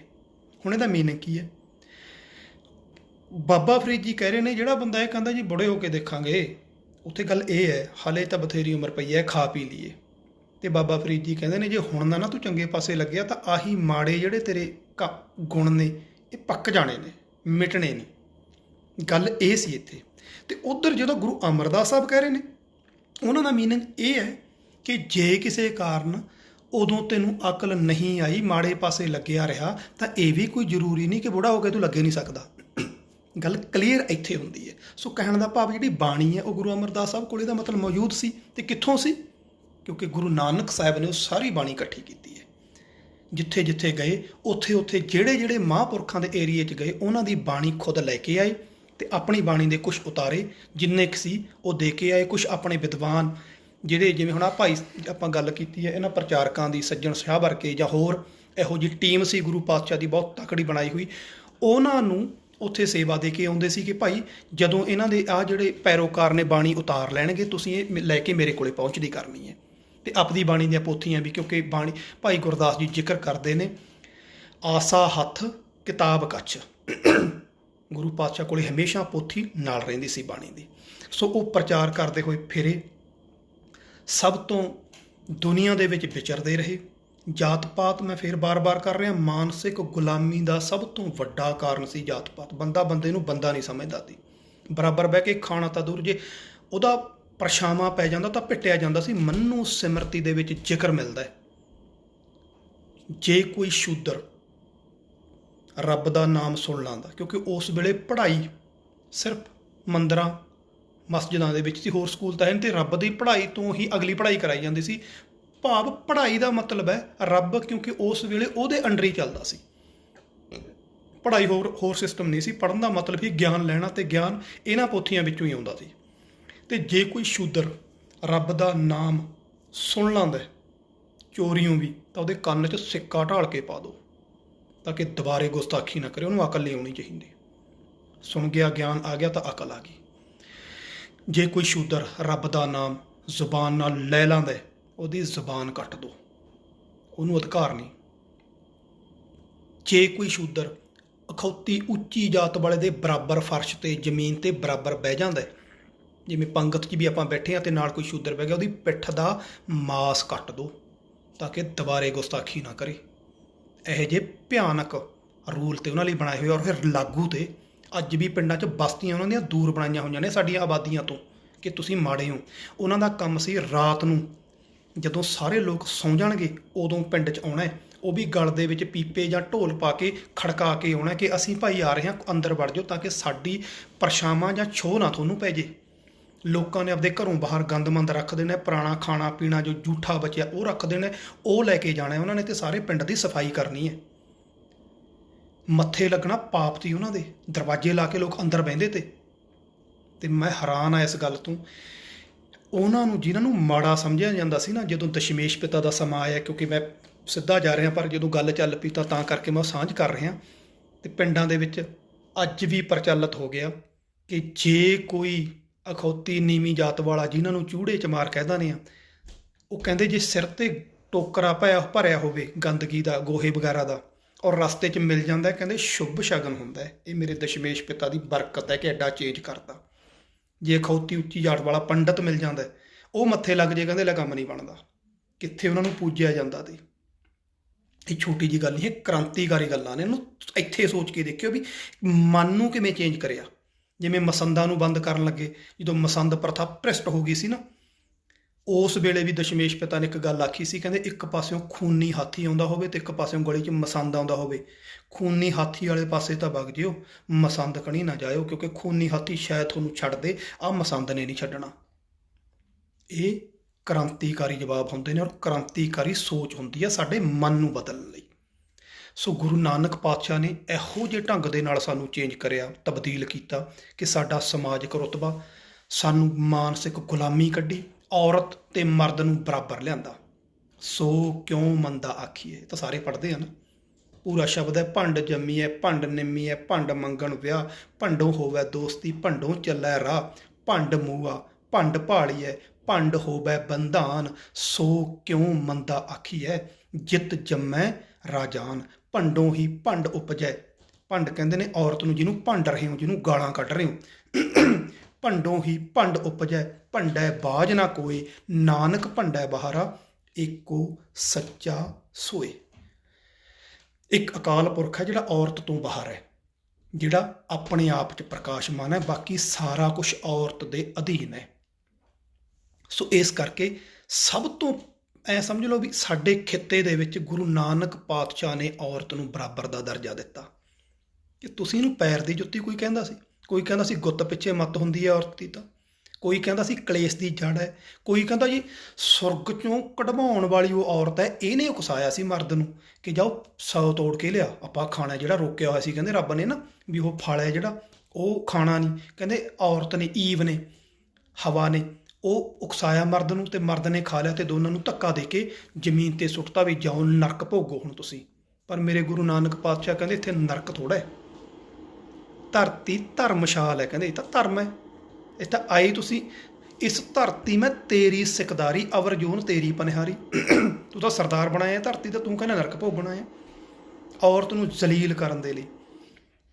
ਕੋਈ ਕਹਿੰਦਾ ਰੱਬ ਨੇ ਬੰਦੇ ਦੀ ਹੱਡੀ ਤੋਂ ਪਹਿਲਾਂ ਬੰਦਾ ਬਣਾਇਆ, ਫਿਰ ਬੰਦੇ 'ਚੋਂ ਇੱਕ ਹੱਡੀ ਲਈ, ਉਹ ਹੱਡੀ ਤੋਂ ਔਰਤ ਬਣਾਈ। ਕੋਈ ਬਹੁਤ ਭਿਕਸ਼ੂ ਕਹਿੰਦੇ ਨੇ ਦਾਮ ਕਾਢ ਬਾਗਣ ਲੈ ਆਇਆ, ਬਹੁਤ ਨਹੀਂ ਸੌਰੀ ਜੋਗੀ ਜਿਹੜਾ ਗੋਰਖਨਾਥ ਦੇ ਚੇਲੇ, ਉਹ ਲਿਖਦਾ, ਗੋਰਖਨਾਥ ਲਿਖਦਾ, ਦਾਮ ਕਾਢ ਬਾਗਣ ਲੈ ਆਇਆ। ਬਾਗਣ ਬਘਿਆੜੀ, ਕਹਿੰਦਾ ਘਰੋਂ ਖਰਚਾ ਕਰਕੇ ਵਿਆਹ ਕਰਾ ਕੇ ਕੀ ਲੈ ਕੇ ਆਇਆ, ਬਘਿਆੜੀ ਲੈ ਆਇਆ ਤੂੰ ਤਾਂ ਘਰੇ। ਦਾਮ ਕਾਢ ਬਾਗਣ ਲੈ ਆਇਆ, ਮਾਊ ਕਹੇ ਮੇਰਾ ਪੂਤ ਵਿਆਹਿਆ। ਕਹਿੰਦਾ ਲੈ ਕੇ ਤੂੰ ਆ ਗਿਆ ਬਘਿਆੜੀ ਘਰੇ ਤੇ ਕਹਿੰਦਾ ਤੂੰ ਵਿਆਹ ਕਰਾ ਲਿਆ। ਇਹੋ ਜਿਹੇ ਲਫ਼ਜ਼ਾਂ ਨਾਲ ਸੰਬੋਧਨ ਕੀਤਾ ਹੋਇਆ ਇਹਨਾਂ ਗੋਰਖਨਾਥ ਦੇ ਚੇਲਿਆਂ ਨੇ ਜਾਂ ਗੋਰਖਨਾਥ ਨੇ। दाम काढ़ बागण ले आया, माऊं कहे मेरा पूत ब्याया, गीली लकड़ को घुण लाया, तिन डाल मूल सण खाया। कहना गिੱਲੀ ਲੱਕੜ ਨੂੰ ਘੁਣਾ ਲੱਗ ਗਿਆ, ਸਣੇ ਦਰਖਤ ਮੂਲ ਜੜ ਸਭ ਕੁਝ ਖਾ ਗਈ। ਇਹੋ ਜਿਹੀਆਂ ਬੋਲੀਆਂ ਨਾਲ ਸੰਬੋਧਨ ਕੀਤਾ। ਤੇ ਜਿਹਨੇ ਰਮਾਇਣ ਲਿਖੀ ਹੈ ਤੁਲਸੀਦਾਸ, ਉਹ ਲਿਖਦਾ ਹੈ, ਮੇਰੇ ਉਹ ਇੱਕਦਮ ਦਿਮਾਗ 'ਚੋਂ ਸਕਿਪ ਹੋ ਗਿਆ, ਮੈਂ ਫਿਰ ਤੁਹਾਡੇ ਨਾਲ ਸਾਂਝਾ ਕਰੂੰਗਾ ਕਿ ਪਰਮਾਤਮਾ ਔਰਤ ਨੂੰ ਗਲਤੀਆਂ ਕਰਨ ਲਈ ਭੇਜਿਆ, ਉਕਸਾਇਆ, ਤੇ ਇੱਕੋ ਇੱਕ ਰਹਿਬਰ ਗੁਰੂ ਨਾਨਕ ਪਾਤਸ਼ਾਹ ਆਏ ਜਿਨ੍ਹਾਂ ਨੇ ਔਰਤ ਦੇ ਹੱਕ ਵਿੱਚ ਆਵਾਜ਼ ਬੁਲੰਦ ਕੀਤੀ ਕਿ ਕਿਹਨੂੰ ਮਾੜਾ ਕਹਿ ਰਹੇ ਹੋ। ਸਭ ਤੋਂ ਵੱਧ ਪਿਆਰ ਆਪਣੀ ਮਾਤਾ ਦਾ, ਭੈਣ ਦਾ ਤੇ ਪਤਨੀ ਦਾ ਸਤਿਕਾਰ ਗੁਰੂ ਨਾਨਕ ਪਾਤਸ਼ਾਹ ਨੇ ਸ਼ੁਰੂਆਤ ਕੀਤੀ ਕਿ ਇਹ ਬਰਾਬਰ ਦੇ ਨੇ। ਹਰ ਗੱਲ ਦੇ ਵਿੱਚ ਆਪਦੀ ਭੈਣ ਦੇ ਨਾਲ ਸਲਾਹ ਕਰਦੇ ਸੀ, ਪਤਨੀ ਨਾਲ ਸਲਾਹ ਕਰਦੇ ਸੀ, ਮਾਂ ਪਿਤਾ ਦਾ ਪੂਰਾ ਸਤਿਕਾਰ ਕਰਕੇ ਚੱਲਦੇ ਤੇ, ਕਿਉਂਕਿ ਉਹ ਸਭ ਤੋਂ ਪਹਿਲਾਂ ਉਹਨੂੰ ਭੈਣ ਨੇ ਸਮਝਿਆ ਸੀ। ਗੁਰੂ ਨਾਨਕ ਦੇ ਪਹਿਲੇ ਸਿੱਖ ਬੇਬੇ ਨਾਨਕੀ ਸੀ। ਇਹ ਔਰਤਾਂ ਨੂੰ ਮਾਣ ਹੋਣਾ ਚਾਹੀਦਾ ਇਸ ਗੱਲ ਦਾ ਕਿ ਗੁਰੂ ਨਾਨਕ ਸਾਹਿਬ ਦਾ ਪਹਿਲਾ ਸਿੱਖ ਵੀ ਇੱਕ ਬੀਬੀ ਸੀ, ਭਾਵੇਂ ਉਹ ਉਹਨਾਂ ਦੀ ਸਕੀ ਭੈਣ ਸੀ। ਉਹਨੇ ਹੀ ਪਛਾਣਿਆ ਸੀ ਜਦੋਂ ਆਪਦੇ ਬਾਪ ਨੂੰ ਕਿਹਾ ਸੀ, ਨਾ ਪਿਤਾ ਜੀ ਇਹ ਗੁਰੂ ਨਾਨਕ ਨਹੀਂ, ਇਹ ਤਾਂ ਮੇਰਾ ਭਗਵਾਨ ਹੈ, ਇਹ ਤਾਂ ਰੱਬ ਦਾ ਰੂਪ ਹੈ, ਇਹਨੂੰ ਮਾਰਿਓ ਨਾ। ਕਿੱਡੀ ਕੁ ਦਿਵ ਦ੍ਰਿਸ਼ਟੀ ਸੀ। ਸੋ ਕਹਿਣ ਦਾ ਭਾਵ ਹੈ ਇਹ ਇੱਕ ਅੱਧਾ ਤਬਕਾ ਦੁਨੀਆ ਦਾ, ਔਰਤ ਹਾਫ ਤਬਕਾ ਹੈ ਜਿਹੜਾ ਨਾ, ਇਹ ਨਕਾਰਿਆ ਹੀ ਹੋਇਆ ਸੀ। ਵੋਟ ਪਾਉਣ ਤੱਕ ਦਾ ਅਧਿਕਾਰ ਨਹੀਂ ਸੀ ਔਰਤਾਂ ਨੂੰ। ਕਹਿੰਦੇ ਵੋਟ ਕਾਹਦੇ ਲਈ, ਤੁਹਾਨੂੰ ਕੀ ਅਧਿਕਾਰ ਹੈ, ਤੁਸੀਂ ਨਹੀਂ ਵੋਟ ਪਾ ਸਕਦੀਆਂ, ਵੋਟ ਪਾਉਣ ਦਾ ਹੱਕ ਨਹੀਂ ਸੀ। ਸੋ ਇੰਨਾ ਕੁ ਜ਼ਿਆਦਾ ਜ਼ਲੀਲ ਕੀਤਾ ਹੋਇਆ ਉਹਨਾਂ ਨੂੰ ਹਰ ਵੇਲੇ। ਫਿਰ ਵਿਧਵਾ ਨੂੰ, ਇਹ ਮੈਂ ਥੋੜ੍ਹਾ ਜਿਹਾ ਸਾਂਝ ਕਰਨੀ ਪਊਗੀ ਮੈਨੂੰ, ਕਿਉਂਕਿ ਔਰਤਾਂ ਦਾ ਹੁਣ ਜੇ ਸਬਜੈਕਟ ਚੱਲਿਆ ਮੈਨੂੰ ਲੱਗਦਾ ਕਲੀਅਰ ਕਰਨਾ ਪਊ। ਬਾਲ ਵਿਆਹ, ਜੇ ਕੋਈ ਬਚਪਨ ਦੇ ਵਿੱਚ ਵਿਆਹ, ਕਿਉਂਕਿ ਛੋਟਿਆਂ ਨੂੰ ਗੋਦੀ ਚੱਕ ਕੇ, ਤੁਸੀਂ ਦੇਖਿਆ ਹੋਊਗਾ ਨਾ, ਹੁਣ ਵੀ ਆਪਾਂ ਛੋਟੇ ਹੁੰਦਿਆਂ ਨੇ ਦੇਖਿਆ ਇਹ ਰਿਵਾਜ ਸੀ ਕਿ ਕੁੜੀ ਨੂੰ, ਅੱਜ ਵੀ ਉਹ ਰਿਵਾਜ ਚੱਲ ਰਿਹਾ ਜਦੋਂ ਆਨੰਦ ਕਾਰਜ ਹੁੰਦੇ ਨੇ, ਪਹਿਲਾਂ ਫੇਰੇ ਹੁੰਦੇ ਸੀ, ਆਨੰਦ ਕਾਰਜ ਹੁੰਦੇ ਨੇ, ਕੁੜੀ ਨੂੰ ਫੜ ਕੇ ਭਰਾਵਾਂ ਵੱਲੋਂ ਫੜ ਕੇ ਫੇਰੇ ਕਰਾਏ ਜਾਂਦੇ ਨੇ, ਮੋਢਿਆਂ ਨੂੰ ਸਹਾਰਾ ਦਿਓ ਜੀ। ਹੁਣ ਤਾਂ ਇਹ ਰਿਵਾਜ ਜਿਹਾ ਬਣਾ ਲਿਆ ਨਾ, ਫੈਸ਼ਨ। ਅਸਲ 'ਚ ਕੀ ਸੀ, ਬੱਚੀ ਗੋਦੀ ਚੱਕ ਕੇ ਫੇਰੇ ਕਰਾਏ ਜਾਂਦੇ, ਕਿਉਂਕਿ ਬੱਚੀ ਹੁੰਦੀ ਛੋਟੀ ਸੀ, ਉਹਨੂੰ ਕੀ ਪਤਾ ਮੈਂ ਕੀ ਕਰਨਾ। ਗੋਦੀ ਚੱਕ ਕੇ ਉਹਨਾਂ ਨੂੰ ਗੇੜੇ ਕਢਾਏ ਜਾਂਦੇ ਤੇ ਫਿਰ ਹੌਲੀ ਜੇ ਥੋੜ੍ਹੀ ਬਹੁਤੀ ਵੱਡੀ ਹੈ ਤਾਂ ਫੜ ਕੇ ਵੀ ਬੇਟਾ ਇੱਧਰ ਇੱਧਰ ਇੱਧਰ ਐਂ ਤੋਰੋ। ਕਿਸੇ ਕਾਰਨ ਉਹਦਾ ਪਤੀ ਦੀ ਡੈਥ ਹੋ ਗਈ ਤਾਂ ਉਹ ਜਾਂ ਤਾਂ ਜਿਉਂਦੇ ਨੂੰ ਅੱਗ 'ਚ ਸਾੜੋ, ਜੇ ਮੁਕਲਾਵਾ ਹੋਇਆ ਹੈ। ਅੱਗ 'ਚ ਸਾੜਨਾ ਯਾਰ ਕੋਈ ਸੌਖੀ ਗੱਲ ਹੈ, ਆਪਣੇ ਪਰਿਵਾਰ ਦਾ ਜੀ ਨੂੰ ਅੱਗ 'ਚ ਧੱਕ ਦੇਣਾ। ਪਰ ਇਹ ਦੁਨੀਆ ਐਡੀ ਦਰਿੰਦਾ ਤੇ ਜ਼ਾਲਮ ਬਣ ਚੁੱਕੀ ਤੇ ਔਰਤਾਂ ਨੂੰ ਸਤੀ ਕਰਦੇ ਤੇ, ਜੇ ਕੋਈ ਨਹੀਂ ਹੁੰਦੀ ਧੱਕੇ ਨਾਲ ਉਹਨੂੰ ਧਤੂਰਾ ਪਿਆਇਆ ਜਾਂਦਾ, ਇੱਕ ਨਸ਼ਾ, ਅੱਗ ਬਬੂਲਾ ਧੂੰਆਂ, ਉਹਨੂੰ ਅੱਧ ਬੇਹੋਸ਼ੀ 'ਚ ਕਰਕੇ ਮੈਂਟਲੀ ਇੱਕ ਤਰ੍ਹਾਂ ਦਾ ਕਰਕੇ ਉਹਨੂੰ ਅੱਗ 'ਚ ਬਿਠਾਇਆ ਜਾਂਦਾ ਤੇ, ਤਾਂ ਕਿ ਉੱਥੋਂ ਭੱਜ ਨਾ ਲਵੇ। ਫਿਰ ਢੋਲ ਵਜਾਇਆ ਜਾਂਦਾ ਉੱਚਾ, ਚੀਂਗ ਚਿੰਗਾੜਾ ਪਾਇਆ ਜਾਂਦਾ ਤਾਂ ਕਿ ਉਹਦੀਆਂ ਮੱਚਦੀ ਦੀਆਂ ਚੀਕਾਂ ਬਾਹਰ ਸੁਣਾਈ ਨਾ ਦੇਣ, ਕਿਤੇ ਦੂਜੇ ਲੋਕ, ਦੂਜੀਆਂ ਔਰਤਾਂ 'ਤੇ ਡਰ ਨਾ ਪੈ ਜੇ ਵੀ ਤਾਂ ਬੜਾ ਔਖਾ ਹੈ। ਉਹਨੂੰ ਇੱਦਾਂ ਦਾ ਮਾਹੌਲ ਬਣਾ ਦਿੱਤਾ ਜਾਂਦਾ ਕਿ ਬਸ ਉਹ ਬੜੀ ਸ਼ਾਨ ਨਾਲ ਸਤੀ ਹੋਈ ਹੈ ਜੀ। ਸਤੀਆਂ ਦੇ ਮੰਦਰ ਬਣਾਤੇ ਥਾਂ ਥਾਂ 'ਤੇ। ਲਾਹਣਤ ਹੈ ਇਹਨਾਂ ਮੰਦਰਾਂ 'ਤੇ, ਇਹਨਾਂ ਮੰਦਰਾਂ 'ਤੇ ਜੇ ਕੋਈ ਬੀਬੀ ਮੱਥਾ ਟੇਕਣ ਜਾਂਦੀ ਹੈ ਉਹਨਾਂ 'ਤੇ। ਇਹ ਤੁਹਾਡੀ ਮੌਤ ਦਾ ਪੈਗਾਮ ਨੇ। ਇਹ ਸਤੀਆਂ ਦੇ ਮੰਦਰ ਵੀ ਇੱਥੇ ਮੱਚ ਕੇ ਮਰੀਏ, ਕੀ ਸਿੱਖਿਆ ਲਵਾਂਗੇ ਅਸੀਂ ਮੱਚ ਕੇ ਮਰੀਏ? ਤੇ ਬੰਦਾ ਕਿਉਂ ਨਹੀਂ ਮਰਦਾ ਜੇ ਉਹਦੀ ਔਰਤ ਮਰਦੀ ਹੈ? ਉਹ ਕਿਉਂ ਨਹੀਂ ਸਤੀ ਹੁੰਦਾ? ਉਹਨੂੰ ਮਜਬੂਰ ਕੀਤਾ ਗਿਆ ਮਰਨ ਤੇ, ਉਹਨੂੰ ਸਾੜਿਆ ਗਿਆ। ਤੇ ਮੇਰੇ ਗੁਰੂ ਪਾਤਸ਼ਾਹ ਨੇ ਸਤੀ ਪ੍ਰਥਾ ਤੇ ਸਖਤੀ ਨਾਲ ਰੋਕ ਕੀਤੀ ਕਿ ਮੇਰੇ ਸਿੱਖ ਘੱਟੋ ਘੱਟ ਇਹ ਕੰਮ ਨਹੀਂ ਕਰਨਗੇ। ਜਿਹਨੇ ਸਿੱਖ ਬਣਨਾ ਹੈ ਨਾ, ਬਾਲ ਵਿਆਹ ਤੇ ਸਤੀ ਪ੍ਰਥਾ ਇਹ ਨਹੀਂ ਹੋਊਗੀ। ਔਰਤਾਂ ਈਸਾਈ ਧਰਮ ਦੇ ਵਿੱਚ ਪਾਦਰੀ ਨਹੀਂ ਬਣ ਸਕਦੀਆਂ, ਇਹ ਧਿਆਨ ਰੱਖਿਓ।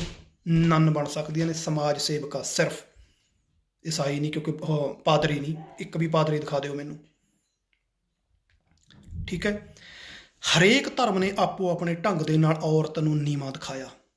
ਬਾਲ ਵਿਆਹ ਤੇ ਸਤੀ ਪ੍ਰਥਾ ਜਿਹੜੀ ਸਭ ਤੋਂ ਮਾੜੀ ਸੀ, ਗੁਰੂ ਅਮਰਦਾਸ ਸਾਹਿਬ ਨੇ ਸਤੀ ਪ੍ਰਥਾ ਤੇ ਰੋਕ ਲਗਵਾਈ ਸੀ ਅਕਬਰ ਨੂੰ ਕਹਿ ਕੇ, ਕਹਿੰਦੇ ਜੀ ਆਹ ਜ਼ੁਲਮ ਹੁੰਦਾ, ਇਹਨੂੰ ਰੋਕੋ ਕਿਸੇ ਤਰ੍ਹਾਂ।